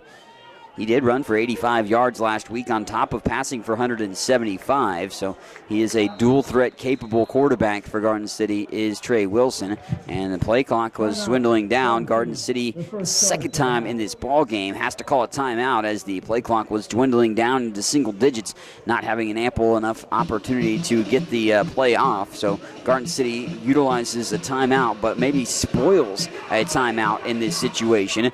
Just young into the third quarter. 12-19 left to play in the third. Highland up 6-0. And Scotties, of course, scoring on special teams. 35-yard field goal try in the red zone. Garden City was. That was blocked by Highland. Dominic Williams, the scoop and score, running it back 82 yards. And that's accounting for the only points of the ballgame. Garden City had 2 other opportunities that they were stonewalled in the red zone on fourth down conversion opportunities. There's 1 for 3 on fourth downs. The one they did convert was actually deep in their own territory late in the first half. Wilson goes in the shotgun. Got the fullback just offset here on the nearest part of the sideline. Fake the handoff to West. Go down the middle. It's going to be caught and quickly rolling to the ground around the 38-yard line. Great catch by Remy Simmons, who caught 5 passes for 45 yards last week and catches a first down pass that time around. Garden City right to left across your screen. 14-yard catch from Simmons. Simmons will go out, split as the far side wide receiver. Davis as the near side receiver. Tied in tight to the far side of the formation for Garden City. High snap. Wilson gets it, gives it off to West, and West is pushed down to the ground. Man, flexed the muscles there. Jeremiah Hill just smacked him and laid him up. And quick, no gain on the play. Jeremiah Hill definitely has been spectacular on the defensive side of the ball. Have an opportunity to play at the next level after this year for Hill, for sure. 11 minutes, 25 seconds to go here in the third period. Wilson in the shotgun formation. A 2nd and 10 play. Pass to the flat. It's going to be caught and trying to shake that one, and nothing happening. Wrapped up quickly and brought down by Trevon Hinton. Hinton laying the hit there that to the pass catcher as Remy Simmons catches that, but gets maybe 1-2 yards on the play to the flat. He had some blockers in front of him, but Hinton was able to break free and get the tackle. Under 11 minutes now to play here, and sets up 3rd and long. Ball from the 38-yard line. Wilson in the shotgun again, tight in tight to the far side, 2 split out to the far. Wilson looks to pass on the near side, blocked up, and it's going to be intercepted. Picked off that time there by Demarion Williams. Williams now has some open space, and he's going to be brought down after the return inside the 30-yard line, down to the 29. It was broken up, popped up, and it falls right into the hands of the outstretched interceptor. Nice job there. Second turnover of the game off Garden City, and this one sets up an opportunity for Highland to visit the red zone for the first time. Short field for Highland, the Scotties' best starting field position of the game, starts with a turnover. Demarion Williams with the interception and return of 16 yards. Willie Jordan bounces off in between the left guard and left tackle, lunging forward. Solid gain of around 4 yards for Jordan. Nice job by Williams again. Demarion this time, by the way, making the big play. Highland trying to add to their lead as they lead it 6-0 with just about 10 minutes to go in the third. Kearns in the shotgun formation, hands it off to Jordan, pulls and barrels his way through, close to the 20-yard line. They'll mark him down at the 21, which is close to a first down as well, about a 2 yards shy of it. 9:45 to play here in the third. Highland threatening to get into the red zone, and from that point on, trying to get into the end zone. Kevin Brown in the sidecar from spot on the right side of Carnes. And hands it off to Brown. Brown bounces out to the far side. He's going to get away from a tackle. He's up to the 10, 5, and into the end zone. High steps it in. Touchdown, Scotties. Highland gets it to go. Kevin Brown scampers into the end zone. Nice job there. 21-yard run by Brown. And the offense makes the defense happy because they get points off the turnover. 21-yard run by Brown off the turnover that set up the short field for the Scotties. And here in the second half, Highland is now up 12-0 with the PAT pending. William Solomon puts this one end over end and splits the uprights. The PAT is good, and the Scotties lead it 13-0 with 9:22 left to play here in the third period. Third quarter of action as Kevin Brown visits the end zone for the second time this year. He had a 66-yard touchdown run last week against Dodge City. He runs in from 21 yards out this time around.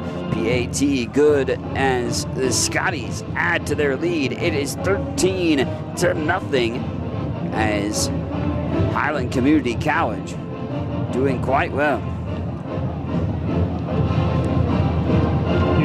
Highland with a great opportunity here. They are now up 2 scores. Taylor Thomas, number 5, Charles West.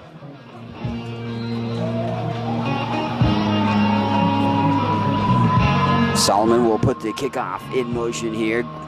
Big pond play by, of course, Demarion Williams setting up that offensive scoring drive for Highland. He got the interception as they was bobbled around. He picked it off, set up Highland just outside the red zone, and then they get into the red zone. And actually, they didn't even get into the red zone before they scored. Oh, big-time return here. West, oh, big hit as he is laid down to the ground.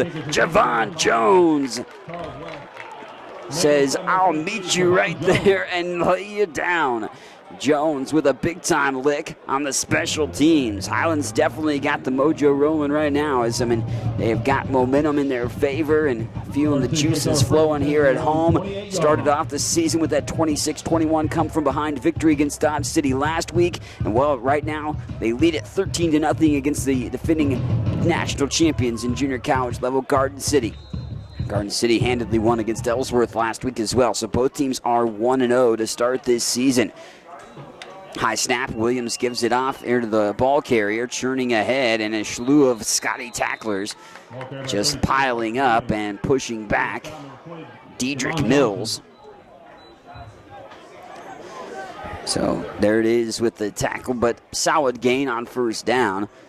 5 to 6 yards churned out that time around by Mills. Mills has been a good change of pace back there, coming in for Garden City to counter Charles West as well out of the backfield. Wilson hands it off to Mills again. He goes off to the right side of the formation, lunges forward, gets the first down up to the 41, 42-yard line. Actually, they'll mark him back at the 40. Thought he might have got to the 41, but nonetheless, he did get the chain mover, and that's the important part for the Broncbusters. But Highland's defense played extremely well so far in this game and just come up with spectacular big plays all around, and one that was a turnover that set up the scoring opportunity. Wilson gives it off to Mills again, who goes straight up the gut, barreling his way through for a generous 1 to 2 yards. Okay, right, 32. Scotties in on that tackle, multiple ones at that. Jaquez Washington, among others. Mario Dungy, I think, was in the vicinity as well.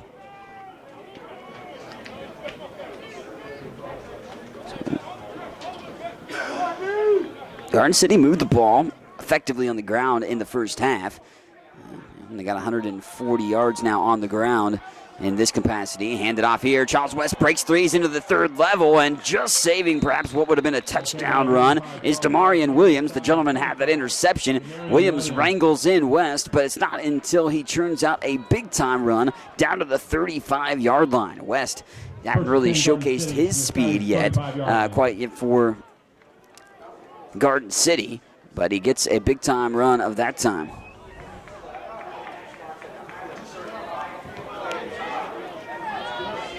Picked up and run. Handoff here. He's going to take it up the gut and met quickly. There's multiple Highland Scotties in on that one. Number 5, West, making a stop, number 30. The gentleman, by the way, at the halftime I was telling you about the statistics was West on there. He was just listed on a different capacity.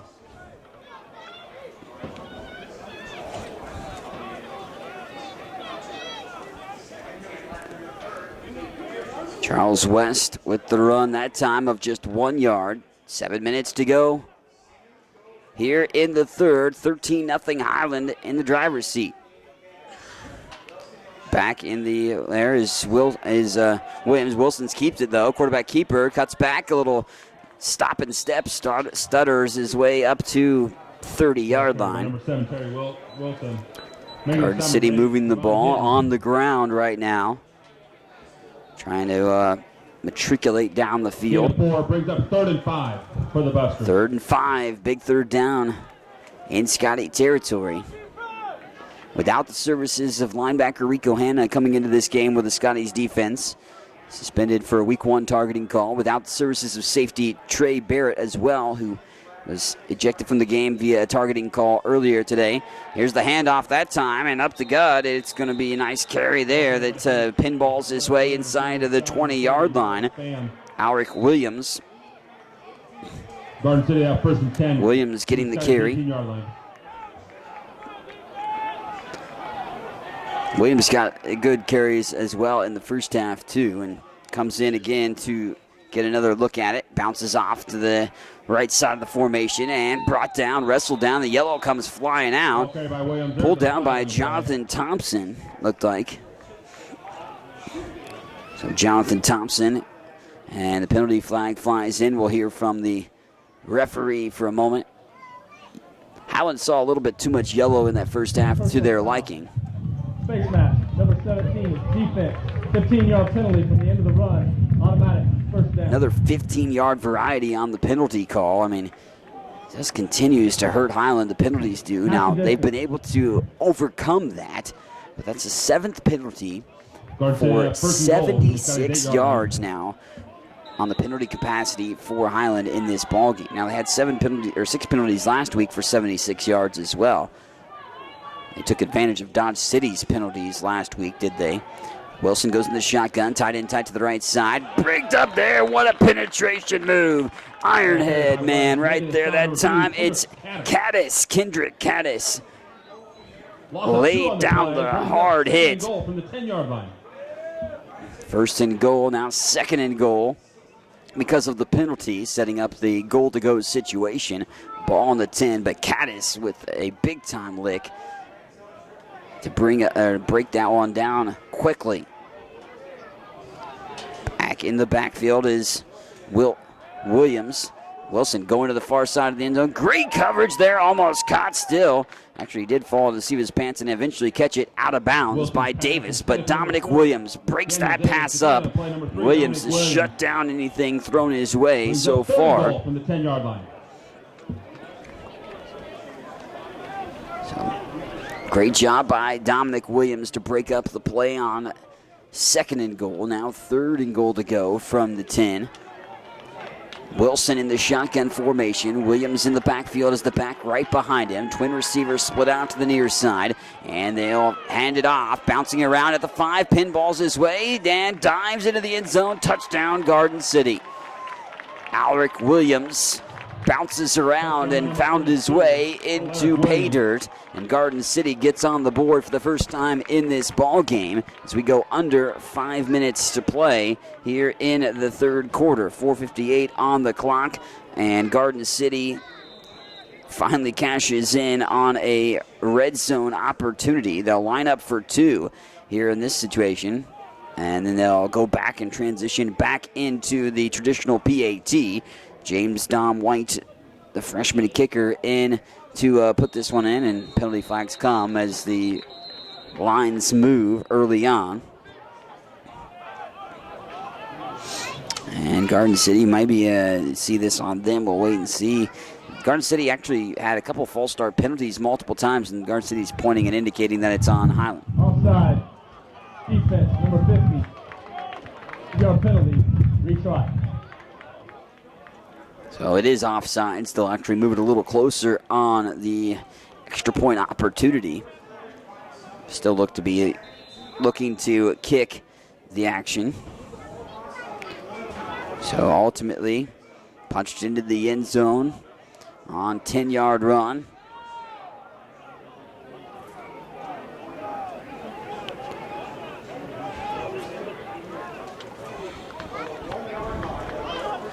Well, now we'll go for 2. I mean, since they got that penalty and got a little bit closer, I mean, you're basically on the 1.5-yard line in this situation now.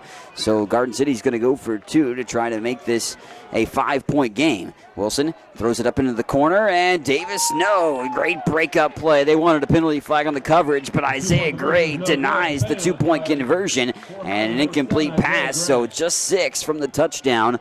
But a rushing touchdown from Garden City answers Highland's touchdown a moment ago. And both offenses have found the end zone here in the second half. 13-6 with under 5 minutes to play in this ball game. In the 3rd quarter, that is, I should say. But plenty of action still to decide this one. Last 4 meetings decided by 8 points or less. Last 7 meetings decided by 14 points or less between the two. Garden City victorious last year, 13-7. Highland had 2 visits to the red zone last year where they stalled out and didn't get any points. Garden City's had some visits to the red zone today, and Highland's made sure they didn't get points. Unlike, though, last time, the Brockbusters do get into the end zone in that last situation. A 10-yard run.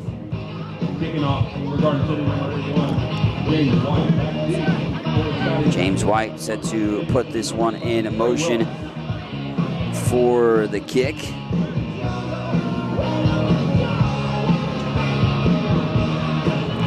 Back deep, Ronnie Jameson and Trey Willis for Highland. Left to right across your screen on the Scotties Sports Network. Mike Smith alongside with you for today's action. Highland still leads it 13-6. Jameson will field it just ahead of the 10-yard line. Cut back to the near side. He's got some open space in front of him. He's up to the 20, to the 25, and now he's still alive. He's going to go back towards the middle. Got some open blockers. Now he cuts back all the way over the far sideline, up to the 40-yard line. He's still ahead. He gets another block, and down at midfield. Finally wrangled in for Garden City by, looked like number 2, Taylor Thomas. But ultimately, a great run. Ronnie Jameson looked like he was going to go out of bounds around the 25-yard line on the near sideline, but he stayed alive and found a sliver of daylight to bounce back all the way to the opposite side of the field and turn that return into a big one, as he's able to get it right around midfield for the Scotties offense to get this drive in motion. So Highland up 13-6. We'll hand it off and go up the middle. as we approach 4.5 minutes to go in the third. Making the stop, number 43. Willie Jordan again getting the tote. Gain of 3 on the play, brings up second and Jordan 7 for the continues to carry a heavy workload and will do so over the course of the entirety of the season, definitely. Maybe he churns out another solid gain. He's up to 46 yards on 11 carries. Got some motion to the near side, tight to the near side with the fullback as well. Jordan goes straight up the chute into the second level, pushing ahead, churning, keeping those feet churning ahead as he just pushes and goes and goes and goes to the first down. That's good for Scotties. Jordan turns it all the way up to the 37-yard line of Garden City. The offense has maybe found some consistency for Highland here in the second half. Now, short field will help you do that, and the confidence boost of a score, too.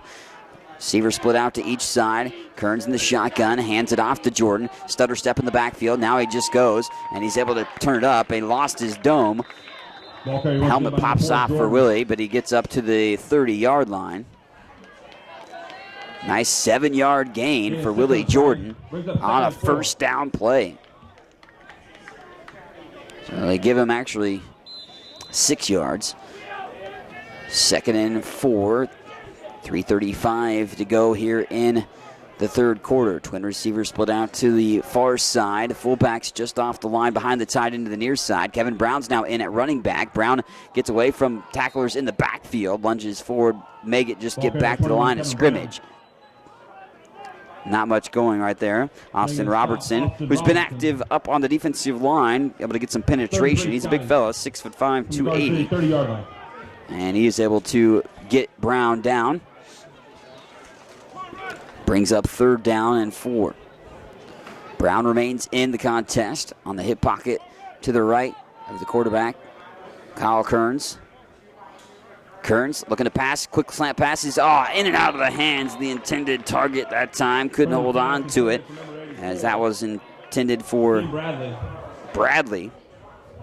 Shaquem Bradley was in at wide receiver, but could not hold on to it.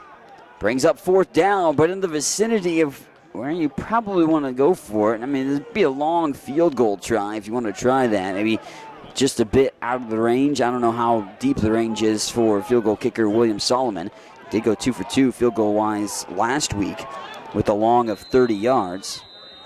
And instead, Highland wants to perhaps call a timeout and corral the troops. First charge for the half. Yep, Highland does call their first timeout of the second half. Wants to talk things over here on this 4th down situation. 4th and 4 from the Garden City 30-yard line with 2:50 to go in the third quarter. Don't forget, after the ball game, we will have also, of course, post-game action with head coach Aaron Arnold and some of the players here on the Scotties Sports Network, so stay tuned for that. We'll keep you up to date on all the action. Also was trying to find in on the volleyball for Highland Community College. They were supposed to play Ellsworth Community College in their last game of the HCC Classic, or HCC Invitational, for volleyball this weekend. Highland won a 5-setter over MCC Longview this morning, and 2-1 so far in their home tournament action. 6-2 overall going into the afternoon matchup that they were slated to have as well. So the ball at the 30-yard line, a 4th down play here for Highland. Offense on the field. 2:50 to go in the third. Highland leading it 13-6. Kearns, and the motion is the fullback, Delane. Hands this off to Brown. Brown gets away, and he's going to pull ahead, and he's going to get close to the first down. I think he's got it. He does. Kearns hands this off to Brown, and he'll move the chains. Nice job there. Last-ditch effort by Kevin Brown, keeping those feet just moving along. You're going to get something out of it, and those extra inches pay dividends to the tune of the first down for Highland. So Kearns back in the backfield is Jordan now again. And hands this off to Willie. Willie bounces back inside the offensive line ahead and brought down from behind Matt Terrell for Garden City offensive line has provided some good penetration and spots for the running backs in Jordan and Brown today for the Scotties. I mean, you bring back 4 sophomores that all had starting capacity. Of course, Davis and Boone on the left side both started 11 games. Parking started 2 games last year. He's playing center. And Phi started 9 games. Jordan dances around in the backfield, stretches it on the far sideline, wrapped up and thrown down to the ground by Terrell. Terrell again in on that tackle. Terrell from Lynchburg, Virginia. Used to live out there, actually, by that way, myself.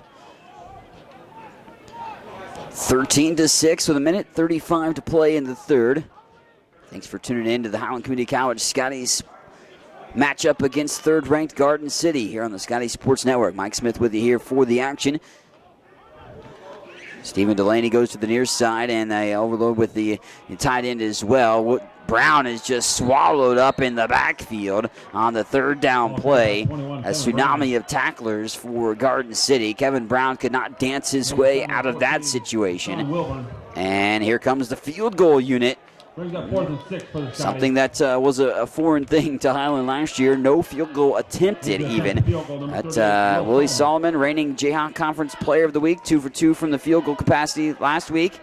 Let's see what he can do here. Ball's going to be marked around the 29-yard line. So it'll be a 39-yard field goal. And this one, a line drive shot up and in. Solomon makes the field goal, and Highland adds to their lead.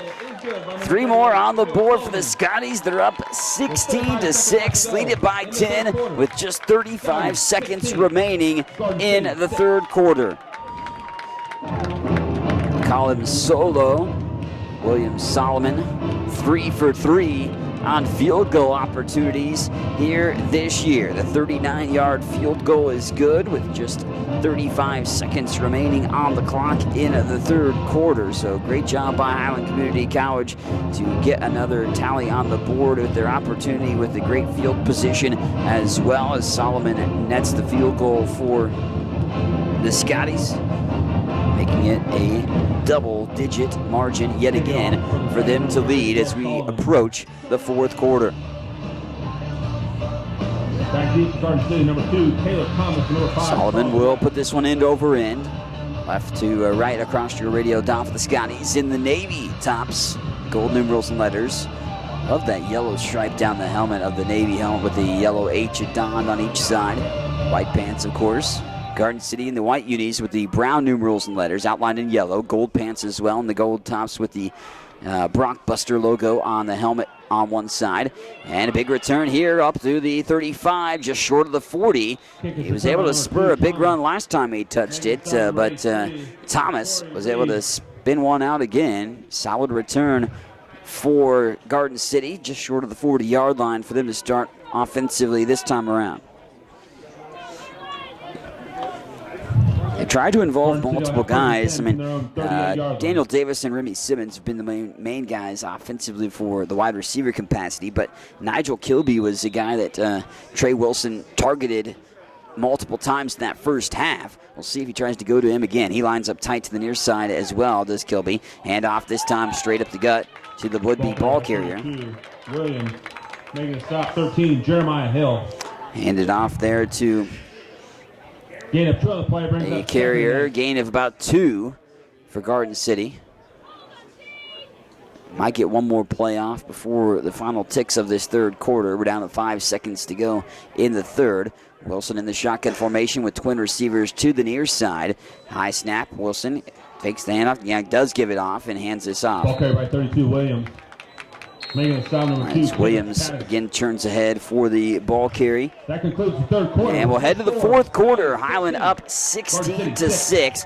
Scotties in the driver's seat as they were the first to score. They scored the only points in the first half on a blocked field goal, 82-yard return with it from Dominic Williams. A little bit more scoring in the second half. Both offenses have visited the end zone as a 21-yard touchdown run by Kevin Brown came off after Demarion Williams had an interception, setting up a short field for Highland, and that made it 13-0. And then a 10-yard run for Garden City to visit the end zone for themselves in this game. They had the two-point conversion try to fall short, and at that point it was 13-6. 39-yard field goal by William Solomon, though, just a little while ago before the end of that third quarter, allowed Highland to push the lead to 16-6. So we'll be getting ready for the fourth quarter in just a moment on the Scotties Sports Network.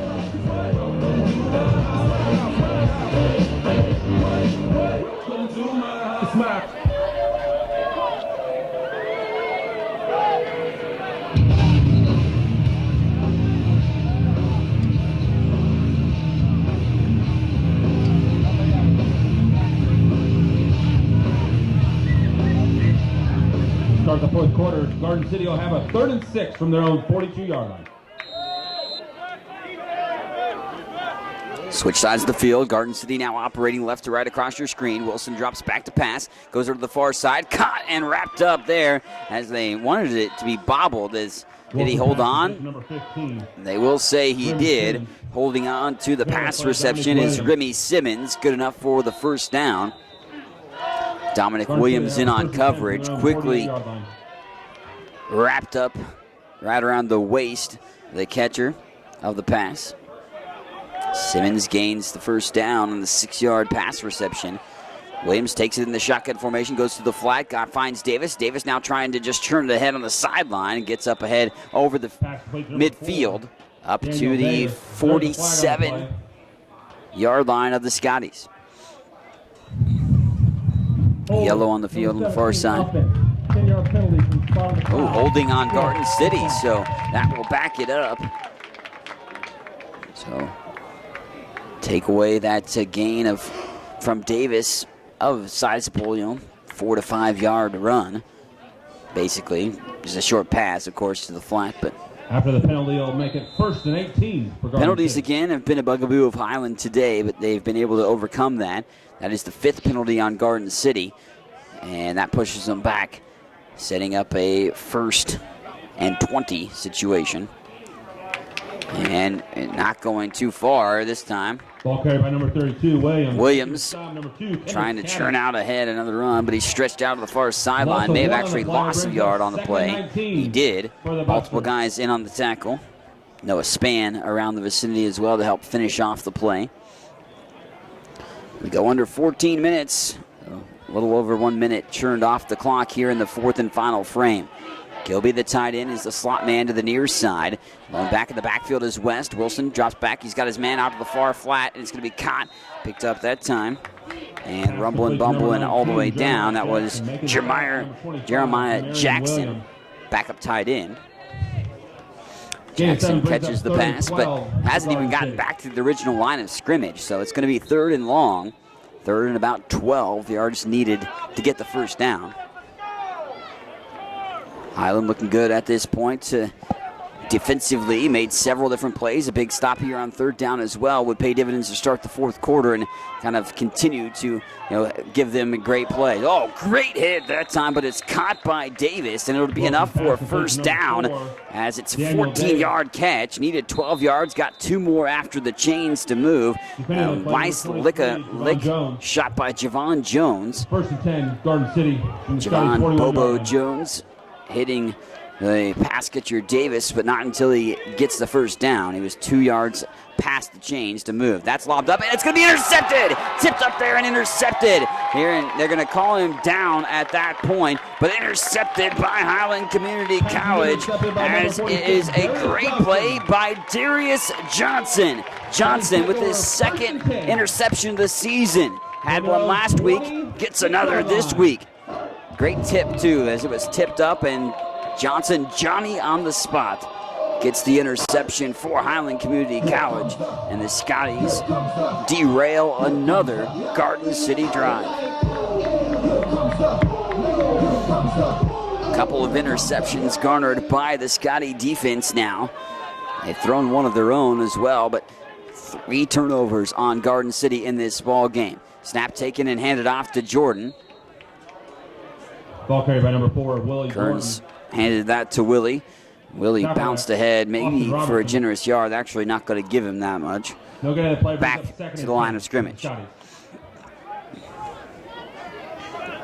Total yardage now, it's still in favor of Garden City by a wide margin. 273 total yards of offense for Garden City on 63 plays. But Highlands ran now 42 plays, including that last run, for 156 yards. Garden City's nearly ran for 200 yards in this game. 193 on the ground. But Highlands been the one to make the big plays.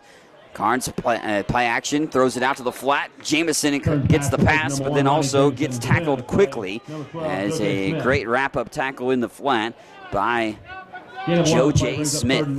Only 1 yard gain on the completion out of the flat to Ronnie Jamison. Highlands only had 22 total yards of passing offense in this game. So 3rd and 9 from their own 27-yard line. Kearns, little fadeaway pass to Jordan, who shakes away an ankle tackle, and he hits ahead. He's going to have the first down. Thought he was going to be ankle tackled, but Willie Jordan gets ahead and gets the first down marker. What a job there by Willie as he's able to get the first down. Gain of about 11 on the run by Jordan. Scotties have a 1st and 10 from their own 39-yard line. 16-6. So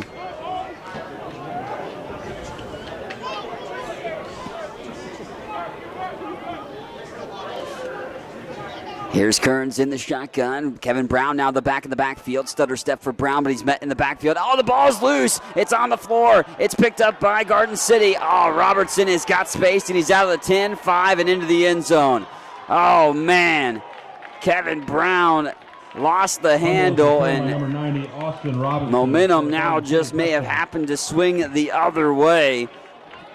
Wow, big-time play by Austin Robertson, who's been the defensive player of the game for Garden City by far. I mean, he was able to, of course, scoop and score that situation, but he had an interception earlier today as well, and there's this touchdown defensively for Garden City here in the 4th quarter.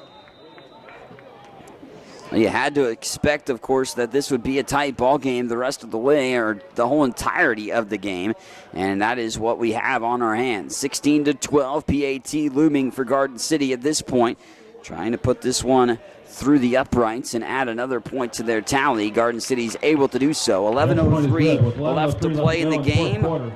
James White hits the PAT, so with the extra point, it is now 16-3. And that big field goal a little while ago is now being a big-time factor. So Kevin Brown didn't get any yardage on the play, but lost the handle on the fumble, picked up by Austin Robertson, and ran back 35 yards on the return, as Robertson was able to now have 2 turnovers just forced by him. He had that interception, and now he recovers the fumble and returns 35 yards for the touchdown on the fumble recovery. Defensive touchdown for Garden City. PAT again good as well, so 16-13, 11:03 on the clock.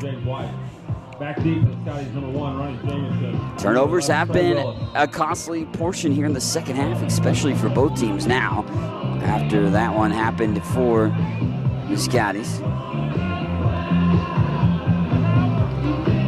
Scotties' first fumble of this contest, but it had turned it over via an interception. Garden City's turned it over 3 times, though, so Scotties are +1 in the turnover capacity so far. Willis gets the return, and he's going to be hit in the ankles, then pushed down to the ground. Garden City brings Willis down, not much on the return, and they'll start inside the 20-yard line around the 17. But Highland needs a methodical drive to dwindle clock down at least, preferably, obviously, another scoring situation, but if you're going to have an opportunity here for Highland, you just want to more or less have time where time comes off the clock. 10:58 to go in the contest. Kyle Kearns going to hand it off to Jordan. Jordan bouncing out to the near side, gets away from one guy, stays alive, but 3 other tacklers are right there after the initial miss. And Garden City's able to get Willie Jordan with relative ease, a minimal gain of about 3. Derek Rucker finishes off the play. Second and 7. Clock continues to churn. The clock is now the friend of Highland Community College as far as when it continues to keep going. That's less time that Garden City will have an opportunity in this game. Highland is led from the onset. It's tied for a long time until 10 minutes, or just under 10 minutes to go in the first half when Highland gets that one. Lobbed up there, and it's going to be almost caught and broken up just in the last second. Ronnie Jamison had to back himself up and pull back to try to get that catch, but great wherewithal. I don't even really knew that he didn't know that the ball was there for him against him for the moment, but Rayshawn Wilburn, Lansing, Michigan native, the sophomore, broke up the pass right at the last-ditch effort for Jamison to try to haul that in. Twin receivers to the near side in Willis and Jamison in this slot. Jordan's in the backfield with the quarterback Kearns. And that one, broken up there. Breaking in on the pass. Tyler Evans read that to perfection as Howard set down in the spot to try to come up with a catch, but broken up in a 4th down, and the incomplete pass stops the clock at 10-10, and Highland's going to have to punt it away. Garden City has to feel like they have some momentum in their favor at the moment, coming up with that defensive score just a bit ago, and hopefully a good punt coming from Lane Spiker to pin Garden City back in their own territory, although the for the Busters, number 4, Daniel Davis. punt returner and Daniel Davis lines up just behind the 50-yard line in his own territory around the 48. Spiker takes the snap, sends this one up, and a good punt at that. Davis is backpedaling a bit, and he'll get it back inside the 45 to about the 44. Garden City, though, starts with solid field position with 10:04 left to play in the game. Garden City to take over 1st and 10. Highland again will be in action on September the 16th, their next game, so no game for the Scotties next week. They'll travel to Iowa Central for their next opponent. Garden City will be in action again next week at Independence, so they go on the road in back-to-back weeks. The game on the 23rd at Hutchinson, that game will be featured on KNZA Radio, 103.9 FM, by the way, just so you know. As Buck Davis gets that catch, he's able to maybe squirt free for another yard or two after the catch, does Davis. Tackle by number 9. Give him about 5 yards. Get it, 4 Wilson in the shotgun, trip receiver to the near side. The slot is the tight end, and he's the target right now, and a big one at that. He'll have the first down, plus about 2 more yards on top of it, as the tight end hauls it in. Kilby. Kilby's got to be having himself a pretty solid game overall. That's his 4th reception now for nearly 50 yards. Hand off to West. West wrangled in and tackled that time by Hill. Jeremiah Hill brings West down for a minimal 3-yard gain. Clock winding down. We approach 9 minutes to go in the contest. 16-13. Highland holding on to the lead by 3. 39-yard field goal by William Solomon proving to be the difference so far. Davis gets the pass in the flat, trying to break free, and an ankle tackle will wrap him up as he's brought down there. Getting on the feet, and the shoe-dusting tackle was Darius Johnson, who has one of the 2 interceptions defensively for Highland today. Demarion Williams has the other. So, ball's up to the 37, 3rd down and about 4 with under 9 to go.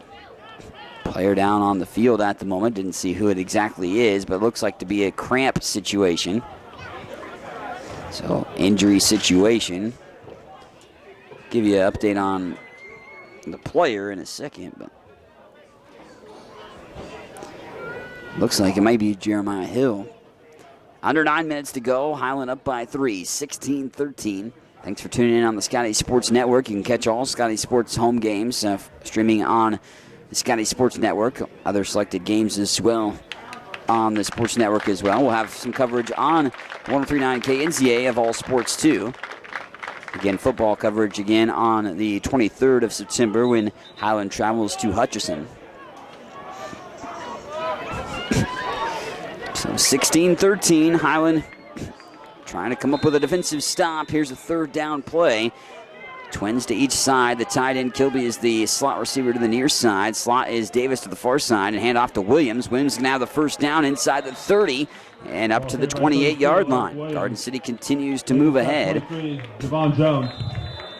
Javon Jones bringing him down ultimately, but again, not until the sticks move.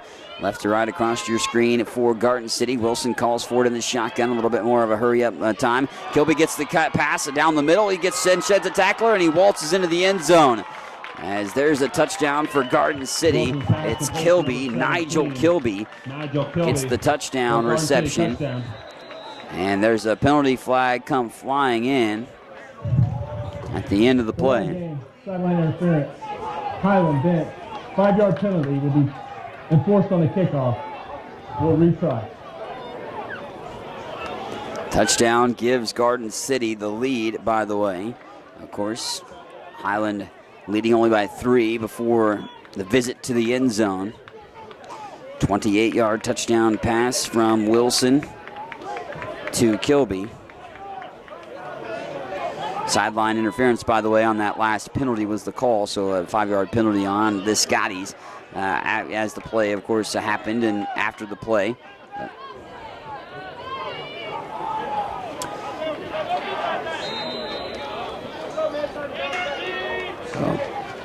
Lineup and the unconventional PAT. Last second guy running onto the field for the Broncbusters as they line up to look like they're going to show for 2, but now they'll go back to the traditional PAT.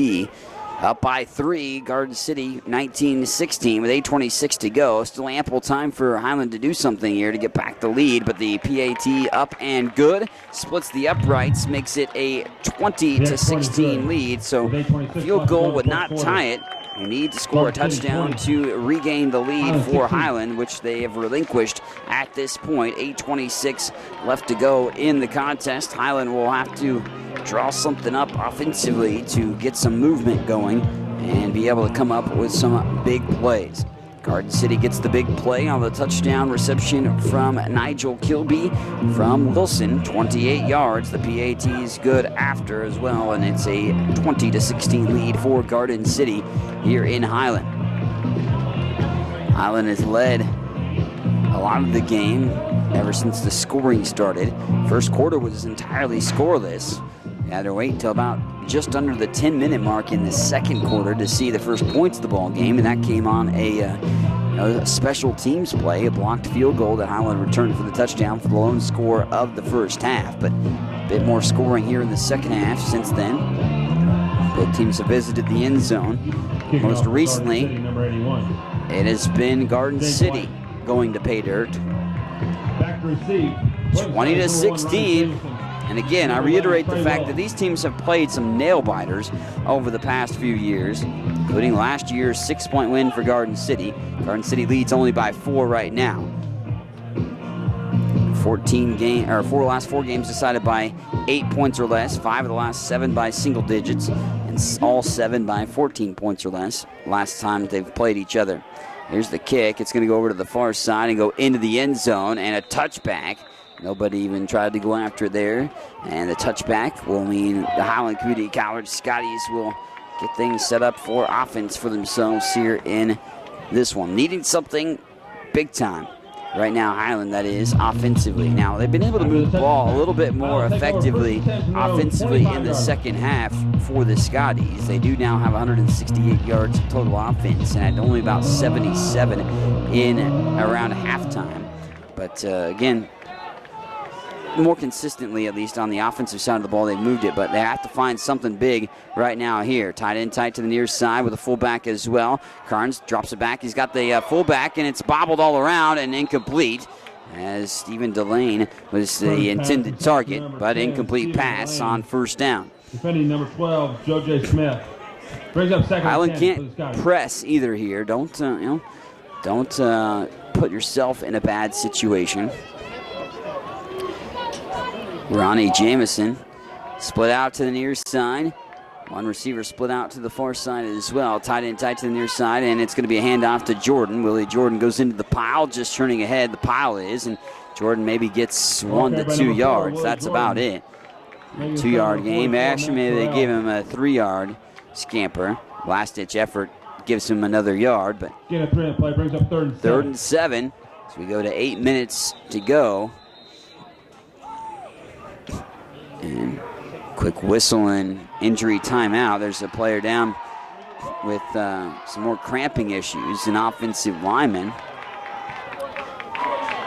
Casey Fye. Casey Fye comes off the field after the cramping up. Fye from Wamego, Kansas, one of the Kansas natives on this Highland Community College Scotties team. Under 8 minutes to play. Highland now down by 4. They've trailed now only for just this little time. Kearns across the middle. Jameson's got some open space. He's got the first down. He cuts back. He's up to the 45 and up to the 47-yard line. Ronnie Jameson, a little flex after the play as he cuts across in the slant pattern and is able to churn out a first down. That's perhaps one of the best passing plays that Highland has had all day. He tried that earlier with Jameson and he didn't catch the ball, but he catches that one for Ronnie Jameson. Kyle Kearns getting that. Eulogio Utiaga here to the near side on the tight end formation. Handoff there. The ball's loose and it's out. Pop back up. Kyle Kearns, is on it. Is Kevin Brown was the carrier. No, it was Willie Jordan the carrier. And he lost the handle. Jordan got hit. The ball popped loose. Recovered by Kearns was able to get on top of it. After recovered by Robertson. Kearns, though, and Highland will lose yardage because of that. Ball caroms back around to the 35 to the 36. And now There was clear possession by the defense. Therefore, we have a first down for the offense on the recovery. oh, wow. So it'll be first down here in this situation for Highland. They say it was clear possession by the defense on the recovery of the fumble. So then it was fumbled yet again, and Highland then recovers it back. So it'll actually be a first down situation. They do lose yardage, but they set up on a 1st and 10 now from the 36-yard line. Willis to the near side. Kearns dropping back to pass. Going to the far sideline. Lobs this one up, and it's going to be caught. Oh, incomplete. Howard says caught, but they pushed him out of bounds. Tyler Evans in on the coverage.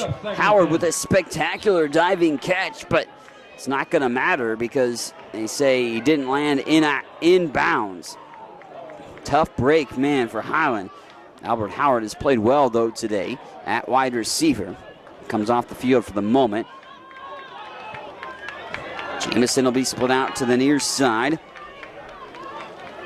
Smith, the tight end, tight to the near side of the formation also. Here's the handoff to Brown. Brown bouncing free from a couple of would-be tacklers, then takes a big hit, knocked down around the 40. By 21, Kevin Brown. Gain of about 4 yards. Derek Rucker in on the tackle. Gain of 4 on the play brings up 3rd and 6 for the 3rd and 6 situation for the Scotties. Clock dwindling down to 6 minutes and 30 seconds. They avoided a catastrophe on a fumble, and they got it back. But they need to convert here on 3rd down, so they can't allow Garden City just to eat up some clock here late in the contest. Jameson will line up in the slot with the trip receivers on the far side, and there's now a quick whistle. Late wide receiver came into the contest right there for Highland, and they looked like they may have been out of sorts on offense just a tad bit, so Highland calls a timeout. 6:12 left to play here in the game. Highland trailing for the first time in the contest after that last score that came in with 8:26 on the clock on the fumble the fumble recovery for, of course, Robertson and Garden City. Made it interesting with a 3-point game. Then it was the 28-yard touchdown pass from Wilson to Kilby that tied the game, or pushed it up into Garden City's lead, 20-16. And now that's what we sit at here with 6:12 left to go. Big 3rd down and 3rd and 6. Ball on the Highland 40. So they need 6 yards. They need to get to the 46-yard line to get the first down. Jameson in. Trey Parker as well, split out wide on the far side. Trey Willis here to the near side as the wide receiver. Kevin Brown's the back in the backfield. The tight end's tight to the far side of the formation. Kearns takes the snap, Quick fire. Here's Jamison. He can't hold on. Jamison lost the handle. He would have been about a yard shy of the sticks when he would have made that catch and had a gentleman on his back. So Highland does not convert on the third down. 6 minutes and 7 seconds to go in this game, and not an opportunity really here to give Garden City a short field if you can't convert on this fourth down. So the punting unit will come on, and Highland will punt this away and hope that the defense can come up with another play to get them the ball back with ample time to work with, and still only down by 1 score at that. Spiker takes his time, punts this one away, gets it around to the 25, and fair caught around the 27 by Davis. Garden City will have it with 6 minutes even left to go in the matchup. Highland trailing in this contest by 4. Scotties again took the initial lead with the first points of the ball game, but ultimately don't own the lead here in crunch time. Garden City Broncbusters scored offensively in this second half in 2 capacities via the air and the ground attack. Defensively scored a touchdown as well. Highland has found the end zone via a rushing touchdown and also has a field goal. An incomplete pass. Kilby, the intended target, hit by Jeremiah Hill quickly. Kilby did not hold on to that one. Stone hands in that situation. Nigel Kilby, though, just a looming target at 6'8". Wilson pass incomplete, brings up second and 10. Been the target multitude of times throughout this game by the quarterback Wilson for Garden City. Kilby is the leading receiver today for Garden City. 5 catches for 76 yards and the touchdown. Wilson, quarterback keeper to the near side, bounces up to the second part of the defense and up to the 35-yard line. 5:45 and counting. Here comes third down and about 4. Big third down. If Highland can make the stop here, they're right back in business. They would get the ball back. But that'll be the key to be this third down conversion. Trip receivers to the near side. Tight end is the man in the slot. They do the handoff, and West slips. Brought down. Caddis brings him down quite easily. And fourth down now comes. And Garden City with the fourth down, looking to the sideline like they want to try to go for it, but here comes the special teams unit to punt it away. So quick 3 and out, just what the doctor ordered for the defense of Highland to get the ball back relatively quickly as the clock does continue to churn, but only about a minute has gone by so far since Highland gave it over to Garden City. They'll be able to take a few more seconds off the clocks. The play clock's at 10 as we are under 5 now to play in the game. But still a lot of time for the Scotties here to get the ball back. They tried to bring the house there to get a couple guys in to block that, but no. Plenty of space, though, for Isaiah Gray to try to return this. Shakes a tackle and gets away from one, but there's about 2 or 3 right converging upon him after that. And wrapped down by Derek Rucker. Isaiah Gray, not much chance to ultimately get to the opportunity. That was Joe J. Smith, actually, with the tackle on Gray. 4:40 to go. Highland with the ball, but down by 4. 20-16. And the ball's on the 33-yard line of Highland here. Defense did their job, though, got the ball back for the offense, and the offense now has to move the ball here in this situation, something that they kind of struggled with at times here today. Jamison is the wide receiver, split to the near side. Back of the backfield, right behind the quarterback Kearns, is Willie Jordan. Pass out of the flat. Delaney cannot hold on to it again. So many incomplete passes just falling off the fingertips of the Scotties here today. Second and 10 for the Scotties. Pass-wise, Kearns is just 8 for 25 on the completions, 52 total yards. But a lot of drops by his would-be pass catchers as well today. So second and 10 from the 33-yard line of the Scotties. Jordan in the backfield on the left hip pocket of Kearns. Kyle drops back to pass, looking to go down the middle, and it's going to be caught. Nice job there to snag that in. What a haul there that time by Driver. Narcerius Driver coming into the game and making impact. Well, if you get a guy to catch the ball and that Driver catches it that time, he's able to get Highland in to Broncbuster territory. 4:23 and counting to go. Driver catches that and gets it in for 24 yards. Pump fake by Kearns. He's under pressure, goes to the near side, throws it away. In the vicinity of Willis. Number 11, Trey Willis. 2nd and 10 it will be. Clock stops, 4:14. But that's a first catch of the year for Driver. This is Narcerius getting in and becoming a impact in the situation. Listed at tight end. I know was challenging at quarterback for a little while, I believe, as well for the Scotties before some different things unfolded. Jameson's in the slot on the far side. And Kearns drops back, looking, now goes to the flat. Jordan bobbles the pass, and that will be incomplete. As Jordan popped on it, though, just in case of the lateral, but they do call incomplete pass. 3rd and 10. Scotties in Garden City territory.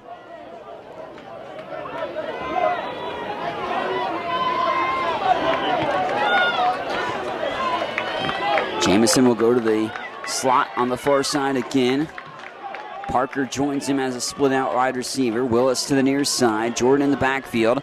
Kearns dropped back on the 3rd down play. Under pressure, takes a hit. He's got his man. Parker gets the catch. He's got the first down, stays on his feet, breaks the ankle tackle, and he's going to move the chains inside the 30-yard line. Trey Parker from Georgia, the 6'2" freshman, comes up with that one. Flag on the play where Kyle Kearns took the lick, and Kyle takes his chin strap up, and his pants is a little bit dirty. Roughing the passer. Defense number 44.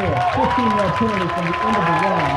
Automatic first down. Just in case you didn't hear the call there, it's roughing the passer is the call on the penalty flag, and it's huge because it's after the play, too, added upon the catch. And the Highland guys are trying to get the crowd, juiced up, and Highland faithful now getting into it as the Scotties trail by 4. 4:02 left to go, but the Scotties are in the red zone just inside the 15-yard line after the penalty. Garden City wants to call a timeout now, though, as that penalty helps out Highland in a tremendous fashion.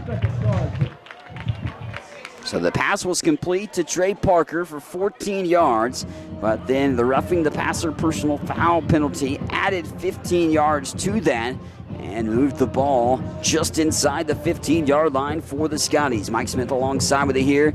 Proud to be the voice of the Scotties taking over that position this year. Looking forward to a multitude of Highland Community College sports with you on the Scotty Sports Network online, ScottyAthletics.com to keep track of all Highland Community College sports. But also we'll have special coverage on the radio station locally, 103.9 KNZA. We'll have some football, basketball as well, along with a volleyball date, baseball and softball too. Highland looking to take a trip to the end zone. Kevin Brown's the running back. Kyle Kearns in the shotgun. Tight ends tight to the near side. One receiver split out to each side. Howard over to the far side. Here's the handoff. Brown trying to bounce it out to the near side here. Gets upended as he was trying to get to the 10. Brought down short of that, down to the 12 as we're under 4 minutes to play. Gain of a minimal 1 yard. Almost 2. But Getting one on the play brings up 2nd and 9. Clock now starts to roll again at 3:50, but the referees come in. Clock was stopped at 3:56. Now it's down to 3:47, and referees now conversing right behind Highland's offense. Scotty's on the 13-yard line, so gain of a long 1 yard on the last play by Brown. So White Hat going to give us the information. Please reset the game clock to 3 minutes and 42 seconds. So they're actually going to take some time off the game clock now here because it should have actually been winding a little while ago. So they take off 5 seconds, and now the clock is at 3:42. So it hurts Highland a little bit with a few ticks coming off the clock, but they're in the red zone, have an opportunity to score. Down by 4. Highland is 20-16. Garden City in the lead. Kearns dropping back to pass. He's got his man in the flat. It's going to be caught by Brown down to the 5. Leapfrogs and into the end zone.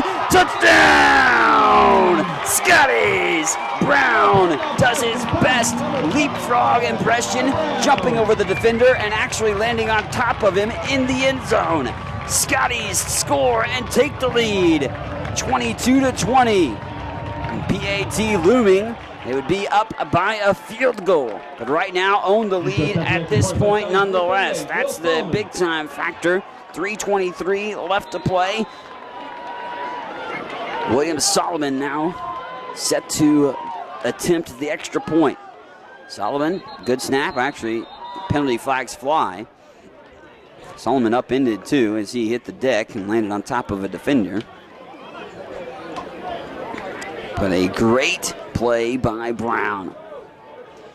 Pass was complete, so it'll be a touchdown. Pass into the flat, of course, to Brown. 13-yard reception.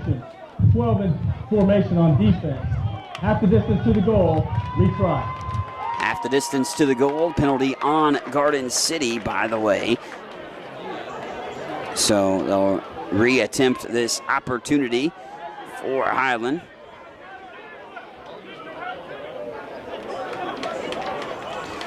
So maybe he was thinking about two-point conversion if you're at this point. Highland, by the way, was the only team to have more than two two-point conversions converted upon last year in the Jayhawk Conference. That was more out of the fact that they didn't have anyone that really would kick field goals for them. So they attempted two-point conversions all the time.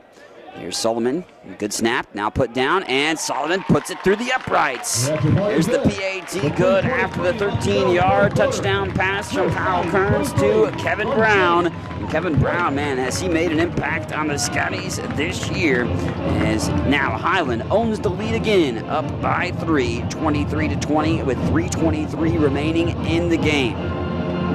Great drive for Highland Community College, and one of the big plays on that drive was the 14-yard pass completion across the middle to Trey Parker. That was complete, and then add upon that the roughing the passer call that added a 15-yard penalty on Garden City. That got Highland down inside the 15-yard line at that point. 7 penalties for 64 yards on Garden City, 8 penalties on Highland for 72. So needless to say, that has played a factor. Highland has pushed their total yardage to 240 total yards in the game, while Garden City has garnered 336 yards in the matchup, 212 in the contest.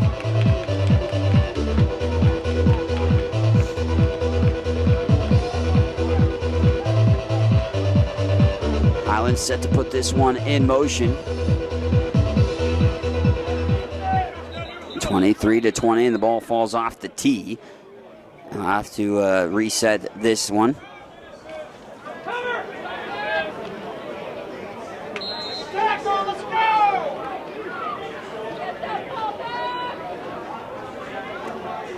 (23-20), 3:23 left to go in the contest.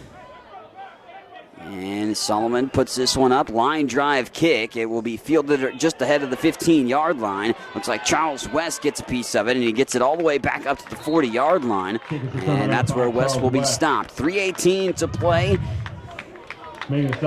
Highland owning the lead by a field goal.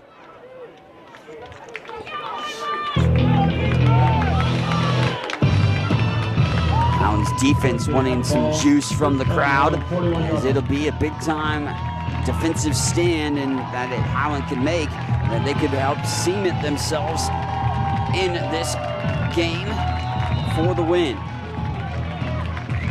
Wilson in the shotgun, twins to each side. The slot man is the tight end to the near side. Drops back to pass, 3-step drop. Wilson looks over the middle. He's got his man wide open at that. Simmons has got it. He lunges forward for the first down, about a 15-yard gain. And we'll go probably about under 3 minutes here relatively soon. 3:11 as the clock now will churn on the reset of the chains, but into Scotty territory quickly was Garden City on the pass catch there. Wilson calls for it, now hands this one off, and gobbled up at the line of scrimmage. And Lauren Young says he came in there and stripped the ball, but they blew the whistle and blew the play dead as Williams comes up limping on the carry. And we go under 3 minutes and 2:52 to go. Garden City calls a timeout to help preserve some opportunities in the action.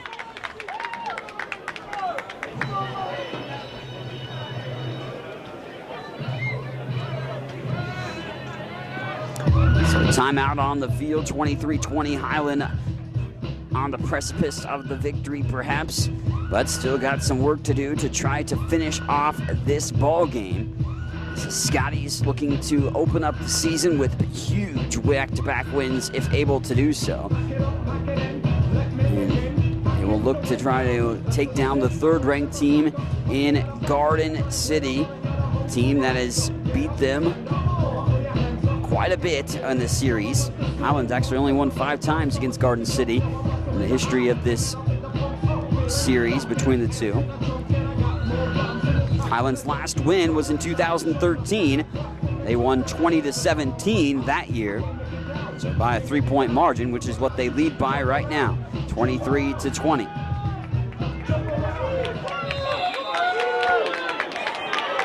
Under 3 minutes to play. Wilson calls for the snap, looks to pass it in the middle, in between there, he gets a break 3. It's got Davis. Davis has got green space. Johnson in pursuit, and Davis ankle tackled just before the end zone. Wow, down at the 3 or 4 yard line. Man, Davis looked like he was dead in the water between 3 guys when he caught that pass, but ultimately squirts free and gets inside the 5 yard line. 2:43 to go and counting. And Garden City's on the doorstep of an answering score from Highland's touchdown a while ago. Garden City will take some time in their opportunities to line up here as the play clock goes under 10, down to 6-5. And 2:30 left to play, or 2:20 left to play in the game. Snap taken by Wilson. He's got plenty of time. Now he rolls out to the near side, got his man, and it's going to be caught. Touchdown. Caught there, Jeremiah, and that is Jeremiah Jackson catching that touchdown for Garden City. Garden City has an answer to Highland's opportunity, and offense didn't happen much at all early on in this ball game, but it's happening late in the contest as Garden City has regained the lead, now up 26-23.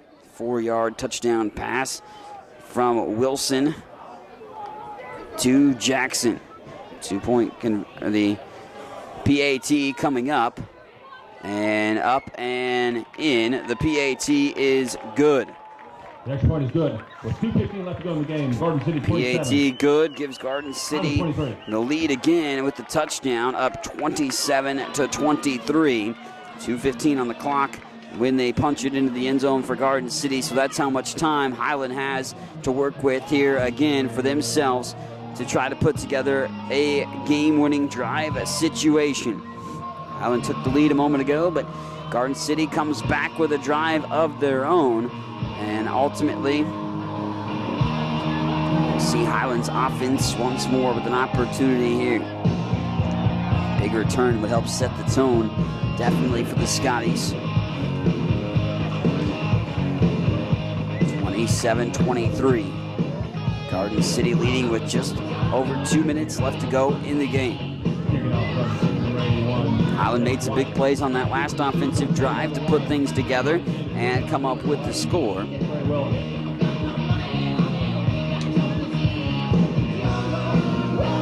As that drive, of course, went 7 plays, 67 yards. Garden City's drive, 4 plays, 59 yards. In a minute 3, Highland scored in a minute 17 span. A lot of these the last few scoring drives were pretty short as far as times go. Picked up and fielded around the 1 or 2 yard line by Jamison. Jamison stutter steps, he gets around a couple different tackles. He's into a whole bunch of guys, and he's going up to the 30-yard line, and that's where Highland will start things off. So 2:07 left to play in the contest. Highland with the ball, but trailing again by 4. Scotties were down and presented in this situation, down by 4 a little bit ago. Well, they're down by 4 yet again with the ball once more. Here comes the Scotty offense. Receivers twins to the near side. Jamison in the shotgun. Jordan is the back of the backfield.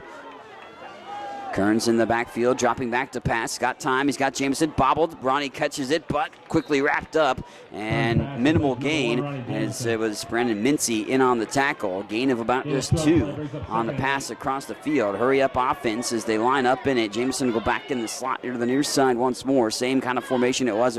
Kearns goes over to the far sideline and broken up as Howard was the intended target, but Tyler Evans there in pass coverage. Brings up 3rd and 8 for the Scotties. Actually, Warren Sabida, I think, was the guy actually in pass coverage. Incomplete pass sets up 3rd down. Minute 45 to play. Big 3rd down conversion needed here. I mean, you'll go for it on 4th down, obviously, given the only amount of time left. But you want to get the 1st down so you don't have to put yourself in that type of predicament. Kearns drops back. Got his man. It's going to be caught up into there. Albert Howard catches it, but he's got the 1st down. Clock stops momentarily for the chains to move as the ball will be marked around the 45-yard line, just shy of it at the 44. Minute 35. Highland resets. Here's Kearns. Couple step drop at the penalty flag, and they didn't get all the way set, I don't think. Full start will be the call. As I see the referee or the lines judge from the near side coming in to throw that penalty flag. Penalty. Remain 1st down. So false start penalty on Highland will move them back now 5 yards. Inside the 40, back to the 39. Minute 35 to play in the game. That's the detriment of being in the hurry up right now. You got to make sure everybody's set before the snap happens. Kearns in the shotgun again. Looking to pass, now he's under pressure, and he's 8 for lunch in the backfield. Rayshawn Wilburn sacks Kearns, and a minute 15 to go as head coach Aaron Arnold calls a timeout, and now Highland backs up even further. Highland now with a minute 12 to play. Ultimately faced with a tough situation at hand. Wilburn just gets some good penetration and right in the face of the Highland quarterback, and Highland calls the timeout. That was their last one. Minute 12 left to play in this one, and Scotty's got a lot of ground still to cover. They went backwards on the last couple of things. A penalty, 5-yard variety on the false start. Now the sack moves them back, and it's 2nd and a mile. And 2nd and about 21 or 20 yards. It's about a 5-yard loss on the sack just a little bit ago on the last play. So Highland needs a big play on 2nd down. You don't need to get all the yardage back, but time's not your friend as well. Minute 12 to go. Big play would be ideal. Have big play capability, but wide receivers and guys just haven't been able to hold on to the ball today for the Scotties. A lot of drop passes. Got to hold on to it this time. Kearns drops back, couple 2-step drop, now rolls out, flushed out of the pocket, slings it down the field, and incomplete pass on the far sideline. Minute 6 now as we're down to 3rd and long. No yards gained on that last play, so 3rd and officially 23. Twin receivers split out to the near side. Parker alongside Jamison. Brown is in the backfield. Kearns takes the high snap, looking to go to the near side, finds Jamison. Jamison a little short pass, and he's going to get away from an ankle tackle, still stay alive, turn ahead to the 40-yard line, and be brought down at the 40. 55 seconds to go. Highland has no timeouts. The clock will continue to work as Jamison actually is on the ground and pops back up relatively quick. 52 seconds is on the clock. The clock is stopped at the moment. The referees did come in. Scotties have a 4th and 14 from their own 40-yard line. 27-23 as Kearns now with it as he's going in the shotgun formation. Clock still at 52 seconds right now. Now it's moving. Twin receivers to the far side. Highland may have got a beneficiary of the clock management in that situation. Pass to the flat. Brown, stiff arms, goes back, and he's only going to get about 2 yards. He was going to be brought down relatively quick. 38 seconds to go. And now the clock stops again. As well, it's because it's a turnover on downs. Garden City will take it over, and Broncbusters will look to finish this one off by a kneel down or so. And Highland fought valiantly and had opportunities to be victorious in this showdown, but ultimately could not cap off this one. Garden City is going to sneak away with the victory in this competition, but had to fight hard for it ultimately in this game. And Highland led a lot of this contest until the fourth quarter when Garden City was able to take the lead. Scotties will see Garden City kneel and dwindle the final few ticks. They'll have to perhaps do one more and before it will be official. Now it will be official. No more not needed to do so. But Garden City, down as many as 13-0, fights back in this one to take down Highland. A tough loss for the Scotties, but a well-fought matchup for Highland. Unfortunately, it just unfolds with a loss on the column for Highland Community College to Garden City. But again, another game decided by single digits between these two. Garden City has been on the right side of most of those, and again today it does so against Highland. Nothing to hang their head about for Highland Community College today, and just some tough spots played themselves out in this one, but Scotties will think that they had an opportunity to get this one, and they did. Unfortunately fall 27-23. We'll take a short break, give you some post-game numbers when we return in just a moment.